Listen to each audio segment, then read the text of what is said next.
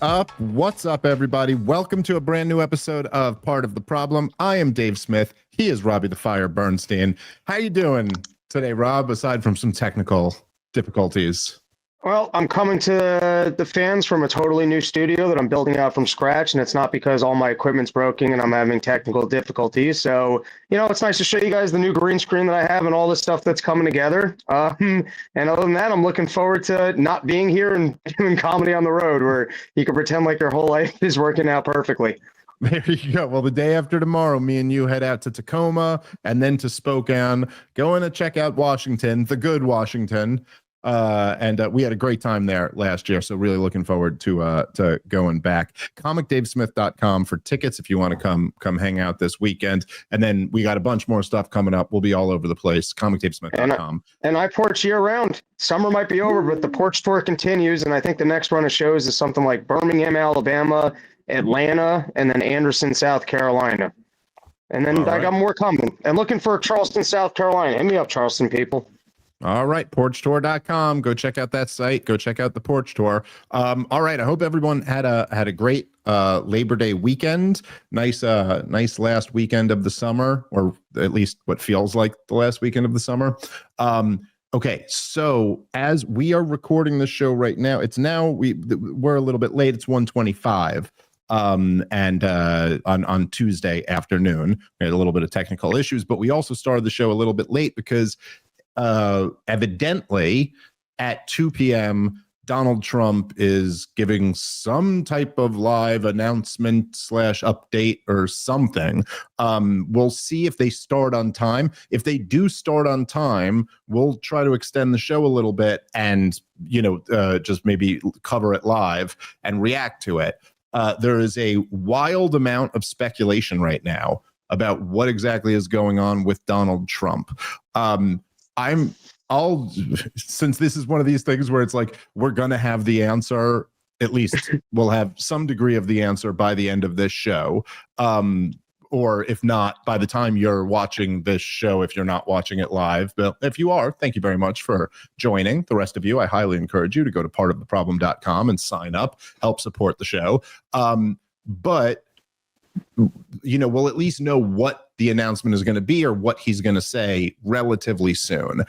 I'll stick my neck out on the line and I'll, gladly admit if I'm wrong about this. The people who are like speculating that he's going to announce he's stepping down, I think this is probably not going to happen. I don't think it's going to be something like that.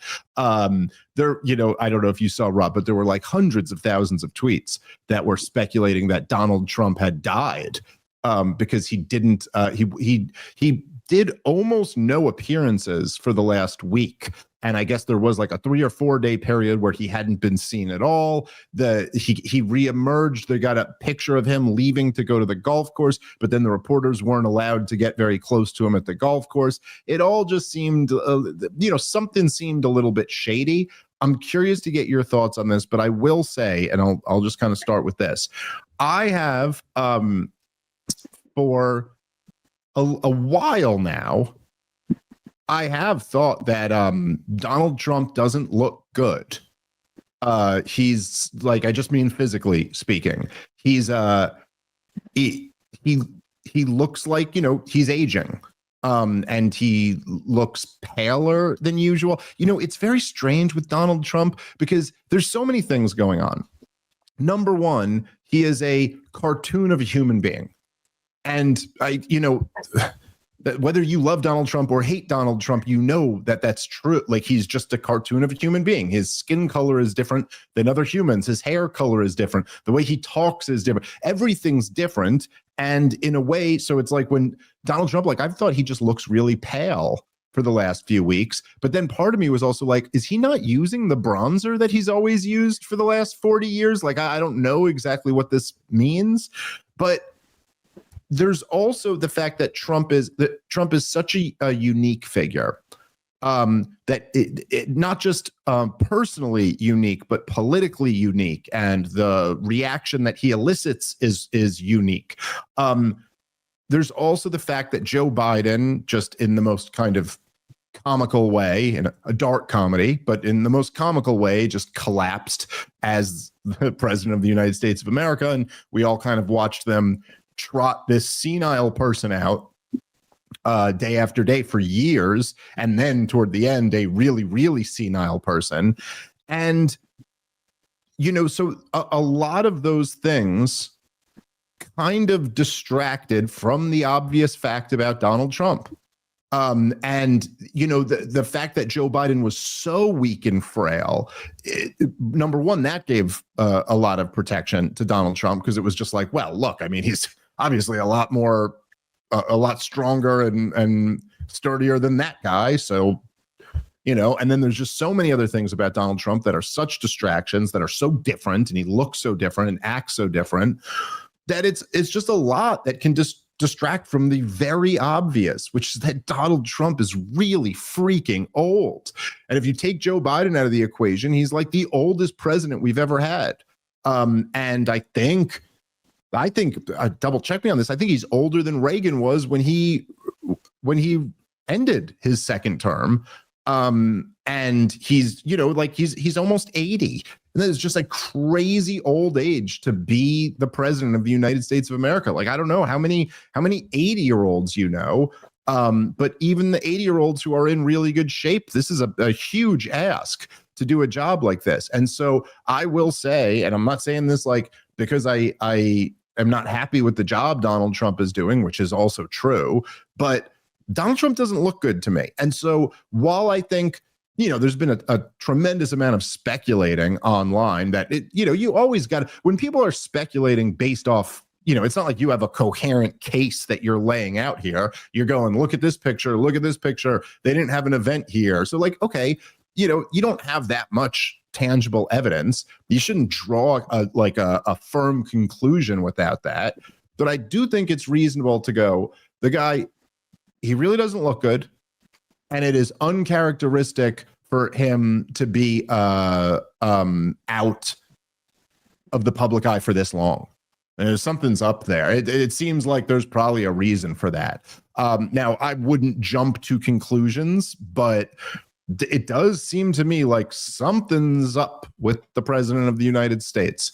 Luckily, our real president, Benjamin Netanyahu, is doing fine. He will never die. But Donald Trump seems to be struggling. Yes, I'm sorry, Natalie did jump in here. Yes, Ronald Reagan was 77 when his presidency ended. Trump is 79. So that is something where Ronald Reagan was known for being like the oldest president ever. And that was kind of the running joke, old president. This was 8 years into it.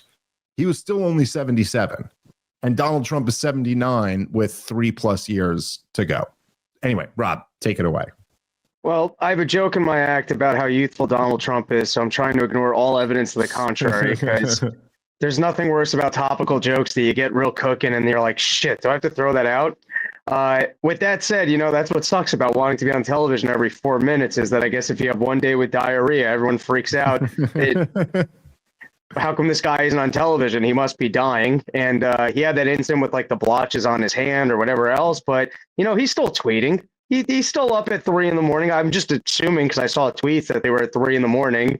And my guess is if they're doing a press conference today to show how youthful they are, maybe they'll roll out some of those Biden drugs that they kept from him at the debate. I do not see Donald Trump going down without a fight. So I haven't heard that yet, that he was actually, unless he had a serious stroke where he's incapacitated and it gets to the point that they can't lie about it anymore. I don't think he's walking away from his hard fought and won presidency, because my God, he still has tariffs to impose and then take away and then make greater, and wars to escalate. So he hasn't finished his job yet. Yeah. Donald Trump's like, I didn't come this far and then completely sell out just to quit. That's Donald Trump's new motto. I would have made it great, but I got a stroke.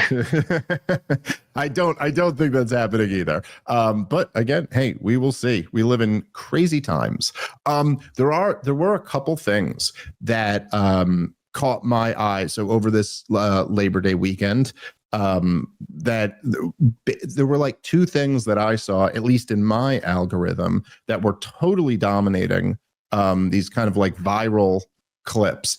And one of them involved Adam Friedland, sitting down with Congressman Torres, who and this was a wild one because it really did just I mean it was one of those things like, you know, there's viral videos all the time, but then there's like a different level of viral where, like, I mean, this thing was just, I was seeing this thing shared all over the place and just like millions of views on all types of little clips from this, and it really seemed to strike a nerve with a lot of people. It was also kind of interesting from my perspective because, like, me and you, like, we know Adam. I mean, I know, you know, the Come Town guys were always like, I was never super close with any of that. Like, I don't know them that well. I don't know Nick or Stav like that well, but I know them.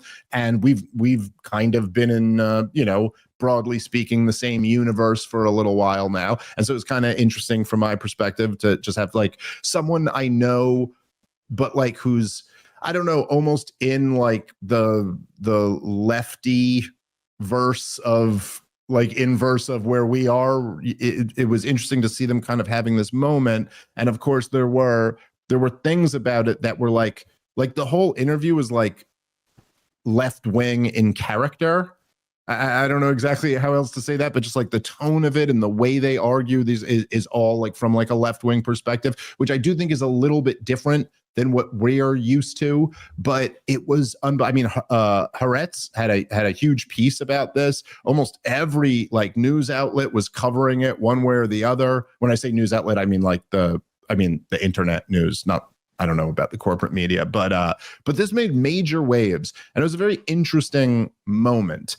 I'm just curious if you saw any of it, Rob, or what your thoughts were. I don't know how, because I did my homework today and really read through everything, and I was not aware of this until you sent it to me. Okay, well, that kind of takes away from my point about how viral it went. But, you know, we all live in our own algorithms.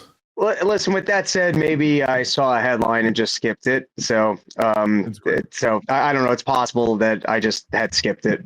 Well, I did want to take a look at and play like maybe one or two of these clips because I found them to be particularly interesting. One of the things that was just interesting about it was that Torres, Richie Torres, at least it seemed to me, went into it completely unprepared for this to be what he was going into. And now you might, you know, if you were dealing with like a human being, like two human beings doing a podcast together, like it might be like, hey, you shouldn't, you know, bring someone into something when they are completely unaware that it's going to be this thing. Although I don't know that, you know, he probably should have, because like Adam's kind of known at this point for having this opinion. It's not like he's, you know, I know he had Norman Finkelstein on, I think, and then he had like, I don't know, he's done a bunch on this topic. But you know, politicians aren't people, and so it's totally cool to ambush them anyway.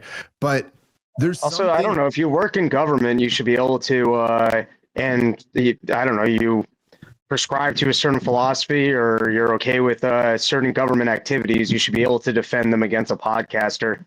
Yes, 100%. And I think that there's something, you know, there's something about ambushing, and I'm not even like suggesting that Adam ambushed him. I'm that's probably the wrong word. I'm just saying like there's something interesting about getting someone's reaction unprepared to something, you know, like unprepared. You know, I'll tell you, for all what people can say whatever they want to about the Piers Morgan show. And look, it's a little bit of a circus at times for sure. I would also argue there's been some really like unbelievable moments on that show where you're like, oh shit, Piers Morgan is actually doing a really valuable service for the world. Like, dude, he had Scott Horton and General Wesley Clark debate, and they pushed him on the 7 countries in 5 years thing. And then at one point he just started talking about how, oh, actually the plans, he had first seen them 10 years earlier and blah, blah, blah. And like, it was like this crazy, this is like world breaking news happening right here. You know, anyway. I think I'm saying it's a little bit like when Ted Cruz was with Tucker Carlson and he didn't know the basic details on Iran while you're trying to defend possibly having a war with Iran. That's unacceptable. And so if you're in government and this is one of top 5 issues in the country right now.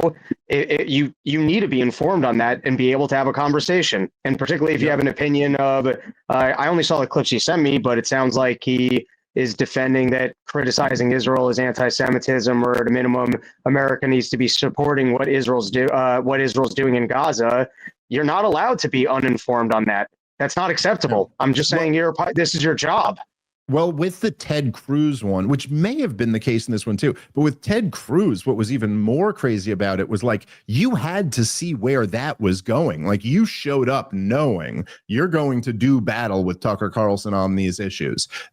One of the things, the point I was going to make about Piers Morgan was just like, one of the things personally I liked about doing the show for a while. It's a little bit different now because I've become like, I'm kind of like one of the guys. They do like one-on-one debates with me more now. I did a panel the other day, but that's usually what they're trying to set up with me now. And in that case, you do go in knowing who you're going to debate and what. But when you would do, as a person doing the show, when I would do the panel, they used to give me like no information. It was like the only show I've ever done where they would just be like, "Are you free tomorrow to do the show?" And I'd go, "Sure." And then you'd find out when you got there what the topics were and who the other people who you were going to debate were. Then sometimes in the middle of a panel, he'd go, "Okay, now we're going to bring in so-and-so." And it'd be someone else. You have no idea. Like, even once you got into the panel, you're like, "Okay, this is who I'm on with." And then all of a sudden I got someone else here that I'm, and there just was something kind of fun about that.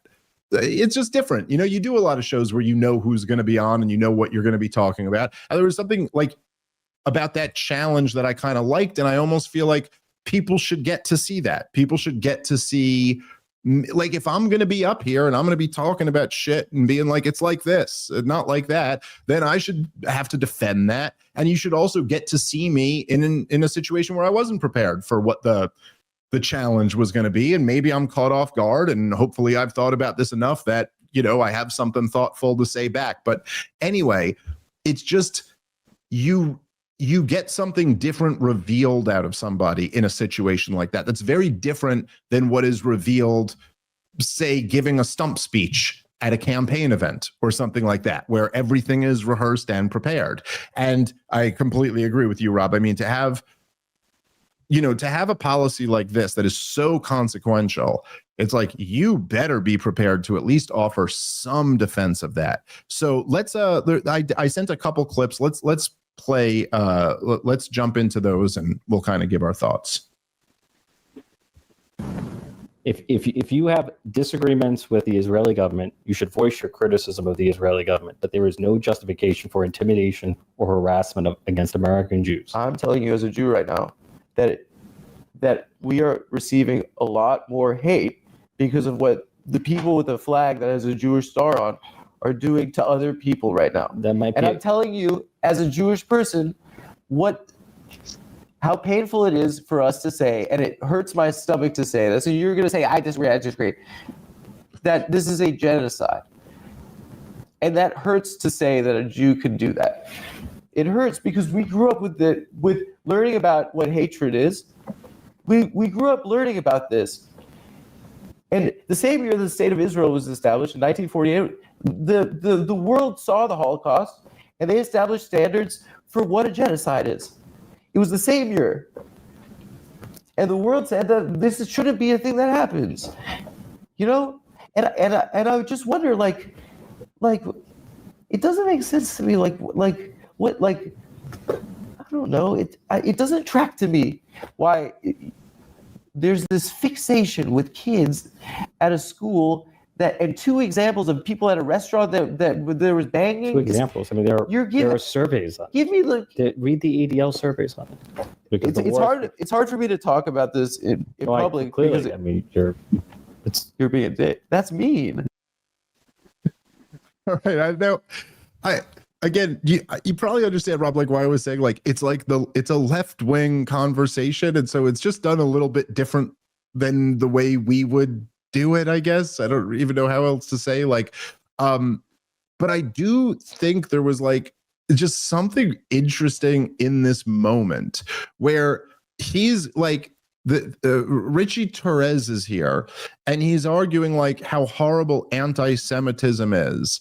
And then, you know, you've got this Jewish guy who's like, dude, what are we talking about? Like, someone said something to someone in a cafe once, and that's our major concern. Like, there's a genocide going on over here, and like, that's so much more serious than this. And then even just to make the basic point of like, they go like, okay, well, it's a point like I've been trying to make myself for years. It just seems so obvious, but like, to go, hey, there's been this crazy rise in people not liking Jews over the last couple years.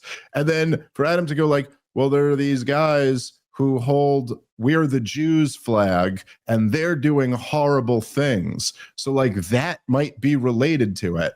And the response to that Richie Torres has is like, yeah. And it just, even the thing he did at the end that was so catty and so just like, yeah, oh yeah, you do seem to be having trouble with this. It was like, okay, but like what response do you actually have here? I don't know. I thought it was just like I thought it was an interesting moment. And I do have to say, I think it's good. You know, like I used the example, Rob, for a long time that I was like, look, like if a group of like, let's say there's like a neighborhood with white and black people, and there's a bunch of violent crimes where black people are like violently assaulting white people. And then I were to say to you, do you think that the level of hatred toward black people is going to go up or down as a result of that? I think it'd be a fairly obvious human thing to predict that probably you're going to have more resentment toward black people if there's this spree of violent black crime. Now, if you want to be an individualist about this, which I always suggest being, okay, that doesn't justify hating black people, because the black guy who didn't rob anybody isn't guilty just because he has the same color skin as the people who did violently attack someone. But we can still recognize on a human level, probably it's going to go up. You know, like that's the way human beings work. And given that, not saying that justifies you hating anyone who didn't have anything to do with the thing you're talking about, I do think there's something valuable about people like in Adam's position. You're like a Jewish comedian who's known, and just like kind of just being on record as like, yeah, well, I'm not comfortable with this shit here at all. I think that's good. That I think actually does a lot more to help the problem of people like hating Jews that was spiking because the state that claims to be the Jewish state is slaughtering people. It's like in the same sense that in my analogy, like in the neighborhood, if there was some, you know, black guy who stood up and said, hey, I think this is really wrong that black people are violently assaulting these guys, that's probably going to help the situation as much as anything that you could do when you're in that position. Thoughts? Yeah, and I wouldn't take much. Is it the ADL or the JDL? I think it's the ADL, right? ADL, yeah. Yeah, I wouldn't take much from the ADL because they were pushing. Yeah, they were looking to expand the definition of anti-Semitism as being just criticizing Israel, which is outrageous. And also, if you're running Twitter polls or taking your information from Twitter, Twitter is not real life.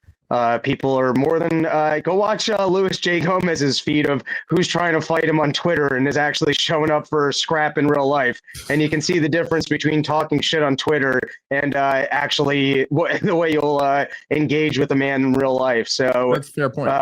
I'm just saying both they're working with faulty definitions to try and expand that there's an anti-Semitism problem to run cover for Israel and group anti-Semitism in as if it's the same thing as criticizing Israel. And two is Twitter's just not a very good metric for people's actual thoughts and feelings. Go listen to the way 12-year-olds are talking on Xbox Live and tell me that the 12-year-olds in America are the most reprehensible demographic of male boys that ever existed.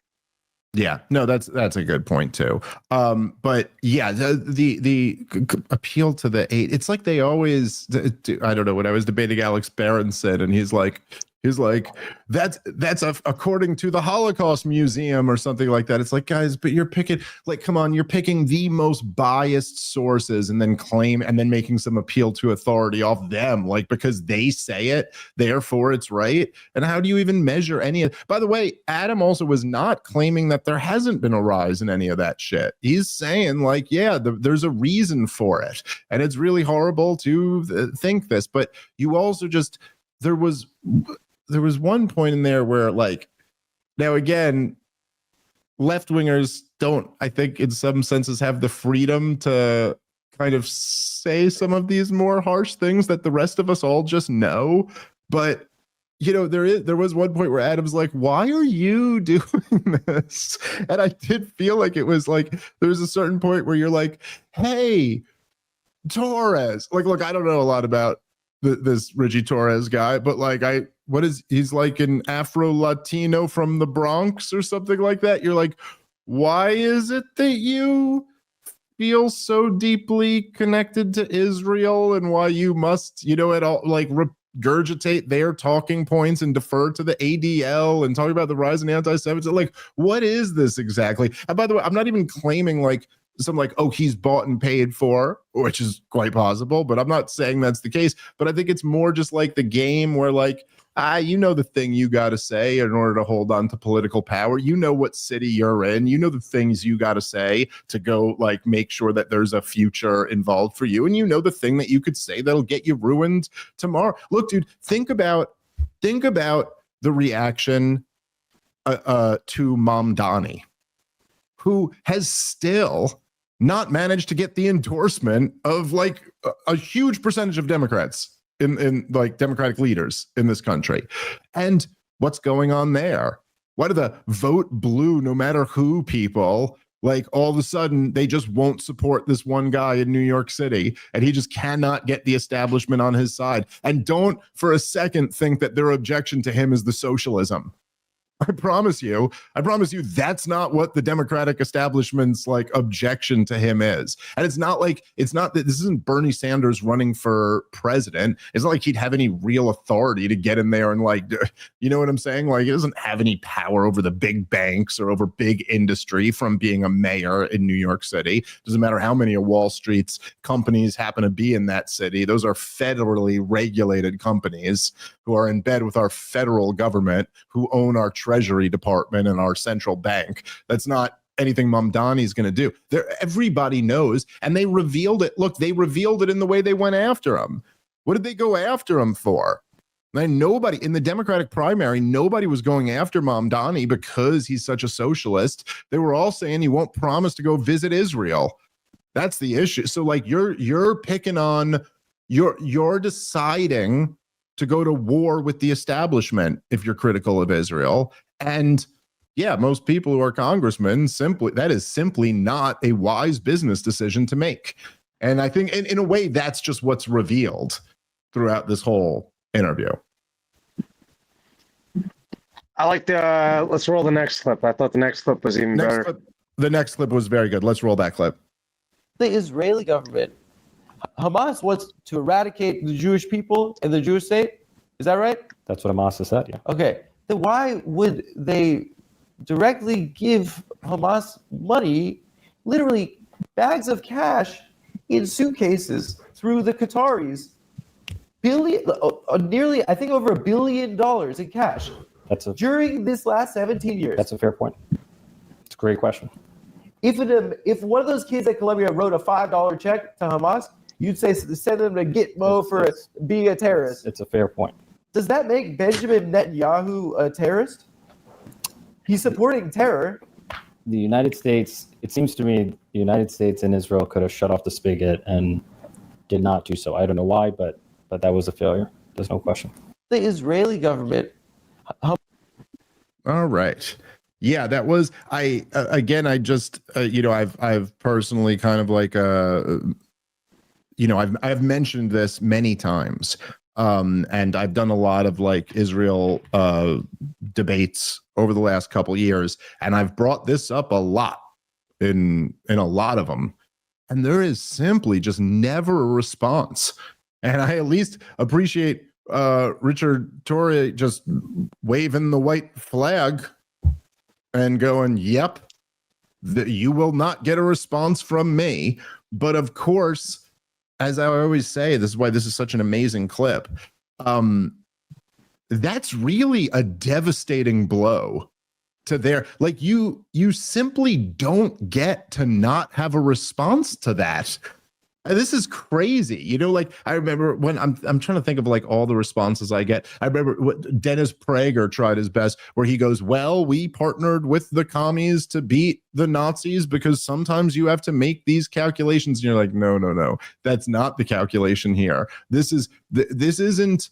However you feel about partnering with the commies, this isn't, there are two evil groups. We partner with the one who we think is less evil to beat the one who we think is more evil, which let's just say there's some problems using that justification for World War II as well. But this is propping up intentionally the worst group so that you can say, look how terrible these people are who supported this group. That is a whole different thing. And that is, I got to say, Adam did a very good job there with the point that like, yeah, you have people are being deported, and legal residents have been deported because they supposedly support Hamas. But actually supporting Hamas gets you billions in American aid. So what's up with that? And there's so much about this, just knowing this one detail about the conflict. It does, like, I'm not sure I could think of an example. I guess like the thing that comes to mind is almost like when they were trying to justify the vaccine passports. And then, they would use the thing of like, if you you have to get the vaccine because if you get it, you can't get COVID and you're completely safe. And then they'd go, but we have to protect the vaccinated people in the restaurant from unvaccinated people coming in. And you're like, but I thought your whole case relied on the vaccine being protection. It's hard to think of another one where there's just like, if you know this one piece of information, it's just like there's like walls of narrative around you, and this one fact just shatters all the narratives. Like they all just fall to pieces. Because like, I'm sorry, but you can't. I forget who it was who said it.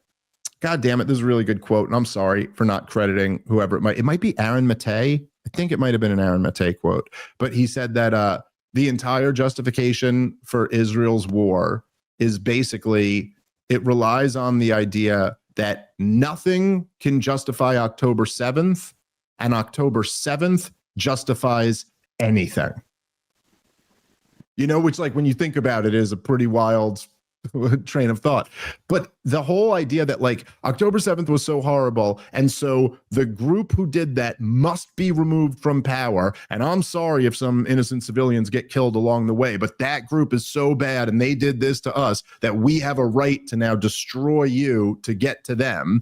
That whole, which, look, that just doesn't, that's not justified on the face of it, but that whole thing is really destroyed when you find out that actually you were keeping those guys in power so that you could use them as an excuse to never give these people their freedom to begin with. Sorry, that changes the equation drastically. Any thoughts on that, Rob? And then we'll move on. Yeah, I think your COVID example is a perfect example. Similar question could have been, well, what about if you have natural immunity? And the same tragedy took place during COVID that I don't remember a single interview where Fauci answered for that, or answered for why if you sit down in a restaurant, you can suddenly take off your mask. And there are other just simple questions that could have been asked. And it's almost incredible that I think this is the first time to date, other than when Liam did his man on the street and he was asking Congress people who were able to just go, I'm not familiar with that, because they weren't formally sitting down at an interview. It's amazing that we're 2 years into this and every single politician that's been on the news justifying this hasn't had to answer this question. Yeah.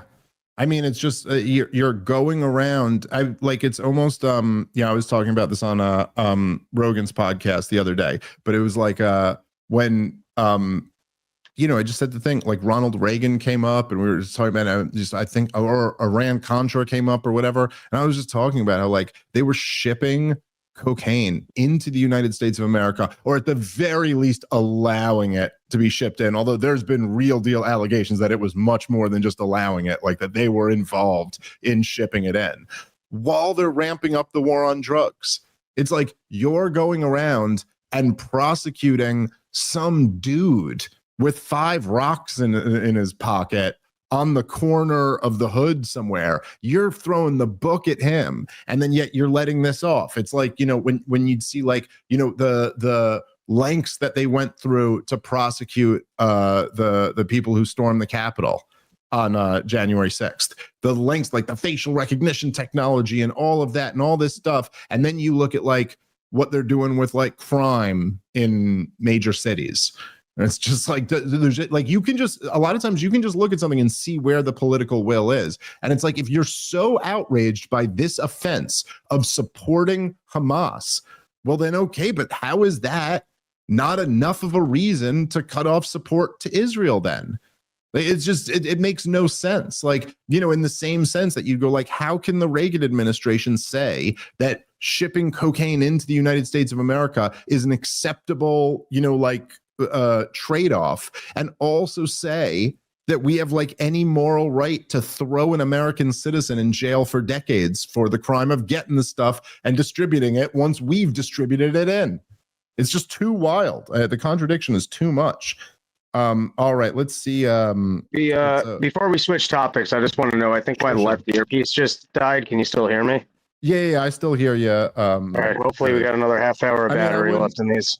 I wouldn't say I hear you good, but I can hear you. Yes, things have not changed since that ended. All right, Lynn, now I'm a little hesitant here now because I wanted to do this other video, but that might take a little time. So what do you think here, Rob? Should we start that up and then we can cut over to Trump if Trump comes on? What was the other video? This was. We also, I mean, we don't have to play Trump from the beginning, so there might be some bullshit before Trump. So I would just, Natalie, if you want to monitor that, and if Trump's up and either healthy or dying, let us know. We'll go to it. Yeah, let us know in the chat. But for now, why don't we play? Because there was this other thing where what is it called? I forget what it's called. But these it's the thing that's become popular now, where one person sits at a table with another chair, and then there's a group surrounding them, and then people run up to the chair, and you do this like debating everybody thing.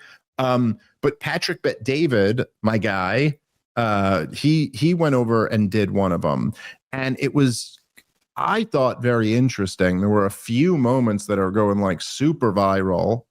This is more, listen, I guess this is in the camp of beating up on the left, which is something that, you know, we still have to keep our eyes on. And I have said, you know, there's, I don't know, sometimes you get torn over what the priorities are. And I try to spend the appropriate amount of time on the things that I think are most important. But there is, as me and you have touched on over the last few months, Rob, there is this, oh, did we lose Rob there? All right. Rob dropped out. Well, it was a nice run we had there. I'm still here. My bad. You're still here. Okay. Well, there's something where now that the establishment Democrats have been just utterly eviscerated to a level that we've never seen one of the major political parties at in my lifetime,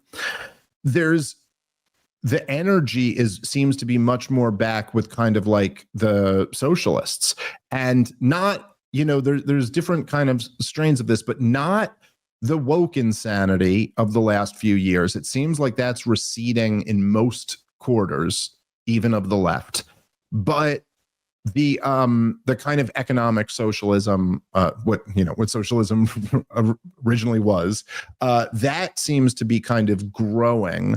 And I think part of this is that, you know, wokeism was kind of the mask that the corporate Democratic establishment was wearing for a long time. This is why you see all those, you know, you see Nancy Pelosi like kneeling in a dashiki while she makes another $100 million in the stock market. You know, like that was kind of the game for a while. That's kind of fading. But now it does seem like there's a lot of energy back with a different group of populist socialist leftists, Mamdani and AOC and people like that. And, you know, they're also really, really wrong about a lot of stuff, and it's quite dangerous. And so it's kind of interesting to me, particularly to see, there was one part where, I don't know if you saw this, Rob, but where there was this one guy complaining that he can't get a job. And then Patrick Bet-David was like, how about I offer you a job right now? You come to Florida, you're going to work for me. I'm going to give you a job at a reasonable salary and blah, blah, blah. We come here and immediately the guy's just like, well, what does the company even do? And what is this and this? And then just complains his way through for like 2 minutes till Patrick Bet-David goes, offers off the table. And it was just like, it was a great moment. It's just like, yo, look, dude, you can't, I'm sorry. You could be that guy too. Like you could either be the guy who's like, nope, not accepting that job, or the guy who's complaining about what a bad spot you're in. But you really can't be both. And there is, with a lot of this stuff, when it comes to these far left-wing views, it does seem to me that in a way, it just feels like, I remember at one point Tucker Carlson said what he was talking about, like the trans kid stuff and the abortion debate, but he was particularly talking about the like where it had gone to. Like he basically said something where he was like, look, if you're having a conversation about abortion and your conversation is, well, think about the case of rape or incest. You know, think about a 12-year-old girl's raped. Are you really going to say it's illegal for, like, we're going to force through the power of government her to carry the baby to term? Like, if you're saying that, you're having a political discussion, and a very difficult one, and one that almost all people involved would have to admit that, like, there sure are some competing values in that question, and there's merit to a discussion about that. I think even pro-life people would acknowledge that for the most part. But if you're having a conversation where you're screaming like, I'm proud of having 17 abortions and you should shout your abortion and abortion is wonderful, Tucker goes something along the lines of this. He goes, we're not having a political discussion anymore. We're having a theological discussion now. Like, you're arguing for child sacrifice. This isn't in the realm of politics anymore. And so anyway, I guess there's something where sometimes when it comes to the economic stuff, and these guys are arguing for socialism or communism in the clip that we're about to show, it feels like this isn't as much of a political discussion as it is just a demonstration in an infantile mentality. Like, this is just being a child versus being a grown-up. That guy who's going, I have it so hard and blah, blah, blah, this, and then Pat offers him a job, and then he starts going, well, what if I don't like the job? That's just infant shit. There's nothing to do with left or right. You're just a child. Like, if you're a man, then what you do in that situation is you go, shit, I'm having a tough spot right now, and a fucking guy worth hundreds of millions of dollars on fucking national television, essentially, just offered me an opportunity where there's going to be, dude, if I go and like kill it for him right now, he's going to think about how already, just if you have any, and I'm not like an entrepreneurial minded type of guy. I'm an artist who's into ideas and jokes. Like I'm not like a sharp, shrewd businessman, but immediately you would go, oh, dude, you see the opportunity in front of you, right, Rob? Patrick Bet-David is going to be totally incentivized now to be like, I made this guy a millionaire. Like, if I go kill it for him, he's going to want to document this and show that he sat in a circle of left-wingers and like offered one a job and actually like pulled him into the stratosphere. Like, it's just like you would see that opportunity right in front of you. And that's just like what a grown-up does. Like, because you have a responsibility to get your life together and to people around you and like all of this stuff. And there just I don't know, it seems a lot like that. Like, this is just a conversation between like living in the real world as a grown-up and being a child. That's what most Marxist arguments seem to come down to me. I don't know. You want to add anything, or you want to just jump into the video, Rob? No, let's jump in. All right, let's play the clip. Imagine the idea. I mean, just think about this, like a stateless, classless, moneyless society. And just think about how ridiculous an idea that is. And just how impossible it is. Just like on the face of it. Like, it just like, there's just no, and this is why I think it's infantile, is you go like, you are regurgitating words you read and saying, this sounds nice to me, without even pretending to grapple with anything. Like, what the hell? First of all, okay, So we're gonna have let's deal with this first, stateless. Okay, I'm on board. There's no government. I'm not a big fan of government. Okay, so there's no government now, but it's also classless. So nobody can be in a different class. Human beings, like I mean, like even take this, like I mean, you're gonna have, I don't know, children and adults, right? Will there be 8-year-olds and 35-year-olds in your society? Because already that's kind of a different class. But okay, you mean economically. There won't be people in any different class. Okay. There's also no money. So I guess we're trading goods, right? Because we don't have a store of value. Now, forget the fact that obviously it would take about 5 minutes of thinking about this to go, oh man, that's going to cause enormous problems and like really create much more poverty than you would otherwise have because it's a wildly less efficient system. Like if I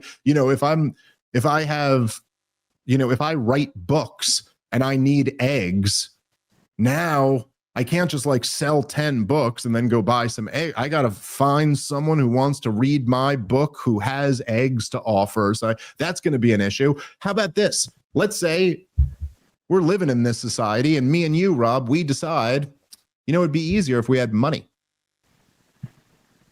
Like, let's just say there's a group of people who go like, I wish to trade in money. How about this? We'll all agree that this money is a store of value or even gold coins or something like that. Just use that'll be our money. And you all agree, oh, you give me that, I'll get you a book. This way I can give it to the guy for eggs. Just makes everything much easier in life. Okay. So now one of your three has fallen apart. Who's going to enforce? Who's going to enforce that we don't do that? Because you only got 2 out of 3 now. So now how are you're going to have to stop us from trading in money in order to make sure that your society doesn't have money anymore. Who's going to do that? Seems like you'd need a class in the business of forcing people to follow the rules. For that matter, how are you going to have any rules?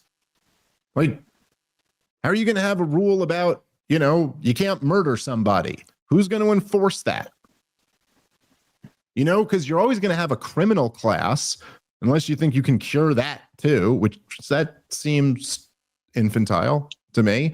So like, again, now the other thing here is like, what if somebody what if somebody just outperforms others? What if somebody's really good at farming and they produce enough food for like to have a surplus? Well, and then someone else isn't good at it.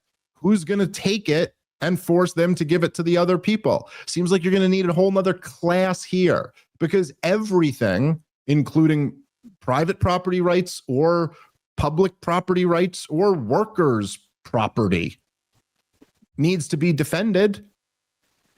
What if someone comes and tries to take it? Who's going to enforce the rules in your system? Okay, what is that group called? A police force. Now you're saying they can't be private, so there'll have to be a workers' police force. But who gets to dictate that? All of the workers at once? Like already, look, even if you just think about it like this, right? You go, the workers own the property. Okay, well, let's say you got a plant and there's 1,000 workers. What's the policy? What the workers want? Let's say 80% of them want one thing and 20% of them want another thing. Well, who's that 20% now versus that 80%? Seems to me like that's a class difference. 80% has the power. 20% don't have the power. Seems to me like there's a power disparity. Seems to me like there's a difference. Who smooths all that out? By the way, has a group of 1,000 people ever voiced their opinion as one collectively ever in the history of the world? No, because we're individuals. We all have differences all the time. And so you'd probably have to have, I don't know, like a representative, right?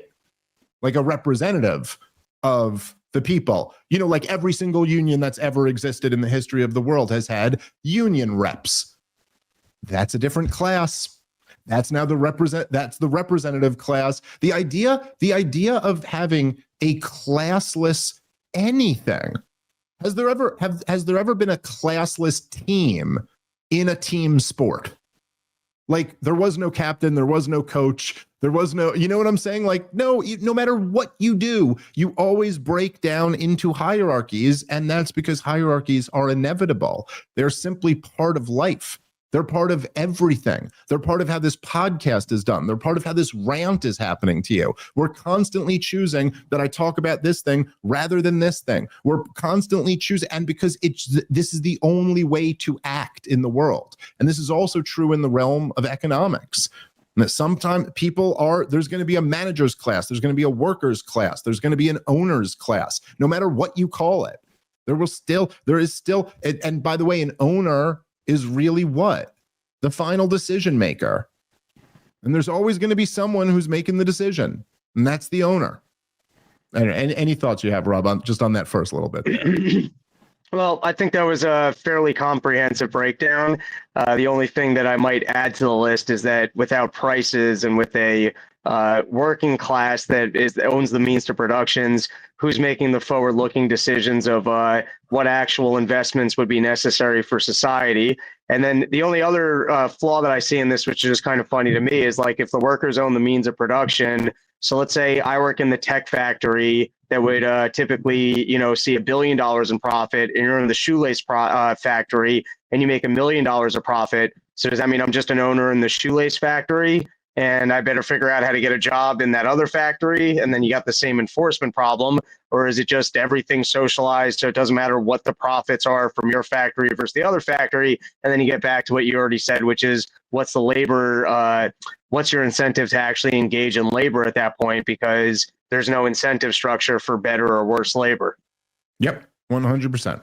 No, the of course the price calculation problem and the incentive problem are really, and that it's good that you added those, because they really are death blows for this whole theory. I mean, when you truly remove incentives, like, look, there can be no class differences, so I guess nobody can be paid differently, right? And that would have to be whether you're working or not. Right, Rob? Because otherwise that's a class difference right there. There's the unemployed versus the employed. There's the people making money versus the people not making money. That's a class difference. But if so, now just think about that for a second. I mean, there are, and I think also this is part of the reason why socialism flourishes, intellectually flourishes in privileged circles, and has always. You can go look into who Marx and Engels were, and you can go look at socialism for it always, because when people are in the realm of thinking about a job that they love, they're kind of like, why can't we all have a job that we love? But the vast majority of people don't do jobs that they love. They do jobs that need be done. And there's a difference, Like in the whole history of coal mining, there weren't too many people who woke up every morning and they were just like, man, I just feel artistically inspired to go mine some coal today. It's just society needed coal to run. And it was hard, brutal work. But the men doing it knew that they could support a family for doing that and help support society. And so they did it, And if you're telling me that there is no financial incentive for that, in the same way that I don't know, there's some of these different jobs, but I know when I was a kid, garbage man was kind of famously known for being it's a job that pays well and has good benefits. If you're willing to be, and the reason is because most people don't really want to be a garbage man, but they'll be willing to do, if in the 90s you could make 80K plus benefits or something like that, you'd be like, well, you can get your family a middle-class life, And so they'll do that to give that to their wife and kids or whatever, but it's not because they love the smell of garbage. Well, how do you get that if you're paying the same thing to sit in the park and write poetry as you are to be a garbage man? How are you going to get people to want to do it? But again, these are questions that adults have to grapple with, not children. All right, let's keep playing. Listen. First of all, anytime a comic starts talking numbers, just let that go in one ear, out the other ear. The numbers are not even kind of true. No, we could. And it's a big deal because, do you remember, Rob, there was that one, I know we did this a couple times. Sure, go ahead. Just the concept of fake scarcity. There's a lot of vagina in the world. There's not infinite. I can't have yours. It's scarce. There's a finite amount of everything. Like now, some items we might get to a point with AI development where robots can build them so cheaply that, they're more easily attainable, but they're not infinite. There's no concept of fake scarcity. Human desire is infinite. And so, I mean, are you anti-environmentalist at that point? Are there infinite trees for us to cut down and turn into paper? No one should be concerned with is there infinite amount of pollution we can put into the ocean before it would be a problem? Is there infinite carbon that we can release into the atmosphere before you start getting concerned with global warming?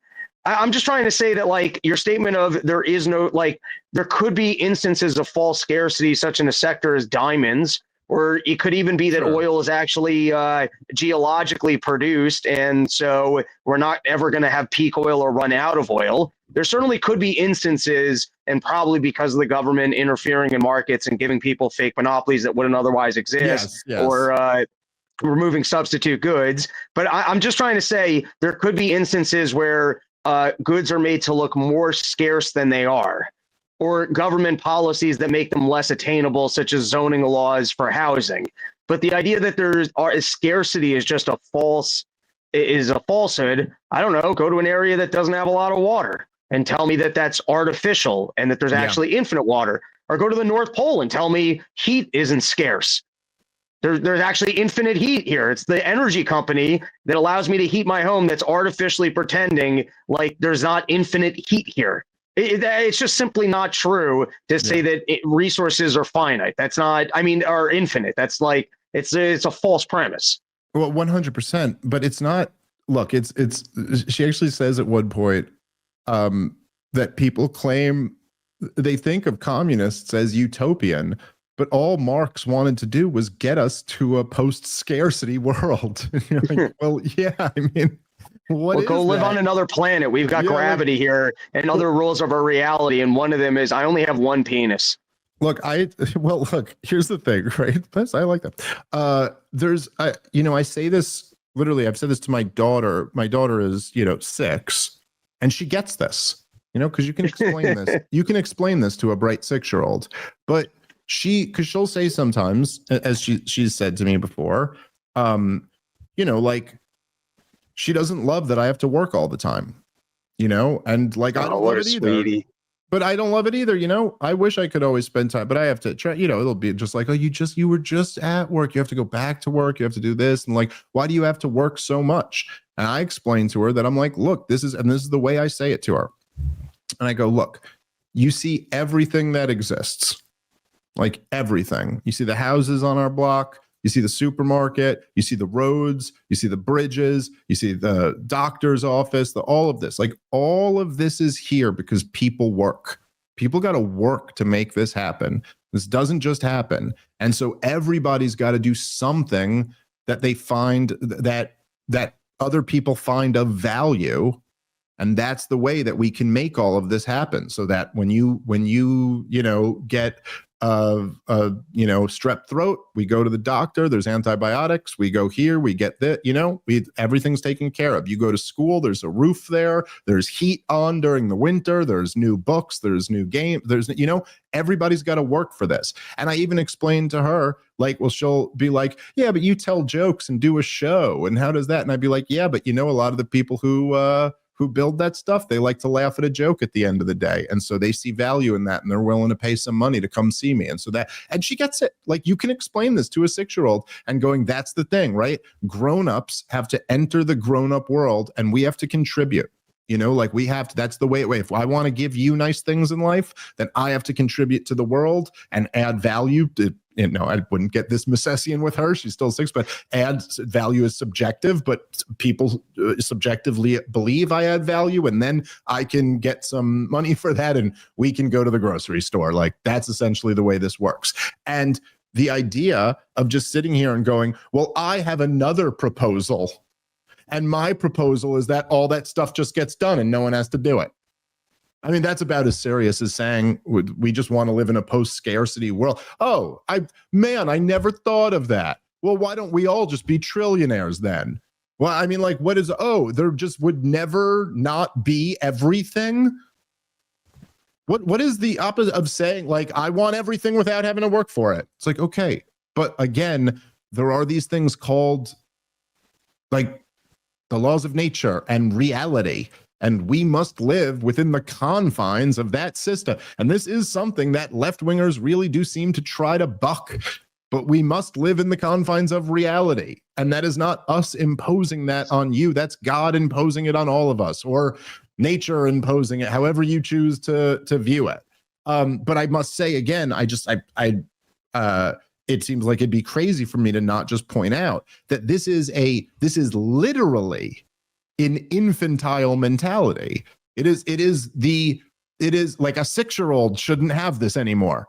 A 6-year-old should have a dad who gave him the talk I just gave and start to understand the way the world works. An infant, this is appropriate. This is an approach. Yes, that is where there is no thought. Not to say there isn't scarcity, but there's no thought of scarcity. What you need ought be provided by someone else, and you ought, in a way, expect that. Just expect if I shit my diaper, someone ought to change this. And if I'm hungry, someone ought to feed me. And if I'm tired, someone ought to put me to sleep. Like, that is the appropriate feeling for an infant. However, as you start to be a little kid, you should get out of that. By the time you are an adult, I just feel like the feeling is like, look, we all have so much because other people worked. Like, everything we have is because other people came before us and worked. I was up, I was on vacation this just yesterday, this last weekend for Labor Day, just a little vacation with the family. And I was up in this area. It was like we went on like a cruise through, it's like this area that's been completely preserved and untouched. It's just like there's mountains and rivers, and like it was really cool and beautiful. And I don't like to say exactly where I take my family for vacation publicly, but anyway, there was something. So I'm sitting there and I was having I was there with my father-in-law and my wife and mother-in-law and the kids, and it's just me and him in the back on this cruise ship, and we're just talking about it. It's such a dude thing. This is just the way men's brains work. But as soon as like you start, like, if you can imagine, Rob, you're like passing like these big mountains and totally untouched by humans, just in the state of nature. And then you're sitting there and they're talking about the Native American tribes that lived up here a few hundred years ago and like what happened with them and all this. And you're just like, you right away as a dude, you just start going, imagine just showing up, and you show up to this and you're like, okay, we got to build society now, like, what do we do first? What do we go, like, here's what you got. You got a lake and a whole bunch of trees and probably some bears and some snakes and some, what I mean? Like some things you got to contend with and this, but you just think about that because real people were in that situation, but we didn't inherit that. We inherit this. And we inherit this because so many people put so much work into it. And how is your feeling after you feel it to not be like, as an adult, you go, well, I guess I got to contribute something. Like, a lot of other people worked. I got to work too. And just sit here and be like, what if I had everything I wanted and there was no limitations? Like, what does that even mean? No scarcity. Like, for there to truly be no scarcity, the level of technology that we'd have to get to, Rob, would be like, well, first off, there'd always be scarcity in time, right? I mean, I guess we could get to, we're immortal now and we can live forever. If I want a milkshake, I would just have to think about a milkshake and one would appear in front of me, because otherwise you're dealing with scarcity. Like, no matter what, if it's not just completely abundant with no cost in time or effort or anything, because as soon as you have a cost in time or effort, then it's scarce. Then there's something else you could be doing with those resources. So again, if you're talking about hundreds of years in the future with some crazy technological advance, then okay. But again, the point is that then you got to work toward that. You can't just be like, hey, I'd like to live in that world. Okay, so you've contributed nothing. What are you, a child? That doesn't contribute anything to the conversation. We'd all like to live in that world. Do you have a plan to get us there? Oh, no, you don't. You're just going to say, let's go there. Yeah, let's finish this clip. Dude, it's so bad. Oh, it's so bad that she does. But this is just how, like, this is what I mean. It's infantile. She's so, yes, I know you've read Das Kapital. Obviously, I don't think she read it closely enough. Like, the term dictator of the proletariat was Marx's term. So it's not as if dictatorship was supposed to be the pathway that ultimately leads to communism. That part never happened. But, it's crazy that you design a system where everything's centrally controlled by the state and you have a dictator running it, and then the dictator is supposed to wither away and create the stateless, classless society. And like somehow that guy always hangs on to power. He decides not to wither away. That's a bit of it. But he goes, I have read, Pat goes, I have read the Communist Manifesto. Have you read Wealth of Nations? Thing like, have you read the other side of it? And she goes, I have. I've read Das Kapital. She just names another communist book. She doesn't even know who Adam Smith is. She doesn't even know that he's suggesting a capitalist book rather than a commie book. But regardless of that, again, this is she's saying that he's not responding to her point. But of course, it doesn't mean anything. Look, the point I think that Pat was trying to get at there, and it's hard to make these points when people are talking over each other and stuff, but it's like, look, you can look at this in a very simple way. Forget even the idea of a dictatorship or whatever, getting into that. But just in terms of the idea of force, there has to be force in any society. Now, libertarians like us might argue that it should, to the largest extent possible, be there. You should try to limit aggression, and force should be used defensively. But like, there has to be force, and there has to be an area where force is allowed. Like, if someone breaks into your house, are you allowed to forcefully evict them? Or if someone, tries to kill you, are you allowed to defend yourself? Someone tries to steal from you, are you allowed to defend yourself or outsource that and have protection of some sort, whether it's state police or private police or whatever? Think about it like this. And this is like almost what I would say to any of these communists who go like, oh, it's just the people and it's things like that. It's like, okay, like I have a big house. I have bigger than I need. I have more room in my house than my family needs because I like having a big house. Am I allowed to have that or no? I have a garden in my yard. It produces, let's say it doesn't, but let's say it produces more food than my family needs. Am I allowed to have that? Am I allowed to have that excess wealth? And if not, who's going to stop me? And how are they going to stop me? Because I'll tell you, I'm not giving any of it up voluntarily. So like, who's going to come take it from me? Like I make all of my money voluntarily. All of my money comes from people buying my tickets at comedy clubs, people signing up to my podcast, the advertisers advertising on my podcast. That's where I make all my money from. It's like, okay, do I get to keep that? Or are you going to come take it from me? And how are you going to do that? Because you're not taking it from, like, you can't just ask me for it. The government currently gets a nice chunk of it, and they don't do it by asking. They do it by forcing. And so, okay, how are you going to get that? Seems like you're going to need, like, some force behind that. And I'll tell you, you're going to need more than just like a neighborhood non-armed, patrolman telling me that he doesn't think scarcity should be a thing. So it's like your whole system falls apart right there. But anyway, final word to you, Rob, and then we'll wrap up. I guess Donald Trump still has not taken the podium. Maybe he really did have a stroke. Yeah, maybe. Listen, it's not. If we had live odds going, they've improved a little bit. But I'm still leaning toward I don't think it's that. This was supposed to start 35 minutes ago. These kids should take less Adderall and make their arguments slower so I can more easily follow it.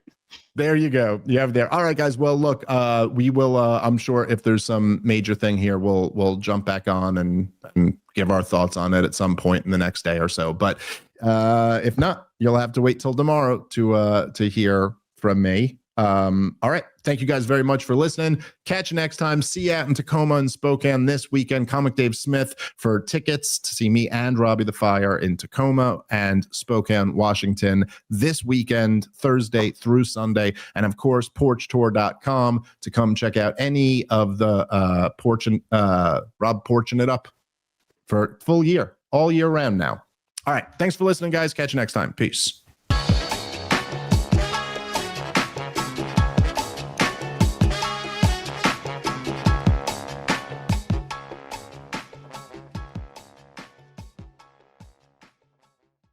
Oh, yesterday was a pretty brutal travel day, but I'm happy to be here with you now. Dude, we had such a great time this weekend. Tacoma was great. Spokane was great. But man, getting from Spokane back to the East Coast is just, there's no way to do it that's not a pretty rough trip. I woke up at 6 in the morning and didn't get into my apartment till 3 a.m. Dude, That's got to be the longest single travel day I've had to date. but how did you manage to not get until 3 a.m.? Because it's just JFK, man. It's like by the time you get your bag off your plane, you got to take a tram to your car, and then the Van Wyck Expressway, true to Seinfeld, there's still fucking traffic on it. And then you have a coffee before you leave the airport because, you were drinking on the flight and you got to get home. And then it's been 5 days on the road and it's 4 in the morning. And you're like, go to bed, buddy. I hear you on that, but man, what a fun weekend of shows. Yeah. And just a great time. I'm really looking forward to the rest of the year. We got a bunch of dates coming up. I know here, I should let me read these off because I do like to make a point to do that. But well, while you find it, I'm back out of my house in all of 10 minutes. Birmingham, Alabama, Atlanta, and Anderson, South Carolina. Hell yeah. Go to porchtour.com. And then I know what you and I have coming up. Working backwards later in the year, it's going to be Detroit. Well, here, I got the Tampa, list here. So, Vegas. Well, let me do it in order, just because I got it up here. So it's not this weekend I'm off, but the next weekend me and Rob will be back out in Vegas at Wise Guys Comedy Club. Then it's Dallas and Fort Worth Hyenas. Always a great time out there. Then we go back to Detroit House of Comedy, another great club. And then, of course, one of the best in the country, Side Splitters in Tampa. And then my final show of the year will be in Poughkeepsie, Laugh It Up. Which we've has come to be a bit of a Thanksgiving tradition for me and you. We've been doing that club there for years now. Always a great time. So go comicdavesmith.com for all those dates, porchtour.com for all of Rob's headlining dates. Let's get into the show. First up, I guess I should mention this. I'm glad you're sitting down, Rob. This is going to blow your mind. Israel has been involved in an aggressive military action. All right, take a few minutes to recover. Try to put back the pieces to the world. I know you're having a moment now where you're like, I had this idea of the world. Everything is in disarray now. How does this make sense? So Israel just launched an attack in Doha, Qatar, where they claim they were targeting Hamas leadership. Hamas has come out and said that none of their leadership were taken out, but that one of their kids was, or something like that. Who knows exactly? We'll probably get more information as the dust settles. But look, there's a few things about this, and I guess you can give your thoughts as well, but I guess just the few things I would say about this. Obviously, we don't have a tremendous amount of details. There's a strike that just happened. All you kind of know at this point is what the Israeli government is saying, what Hamas is saying, what the Qataris are saying.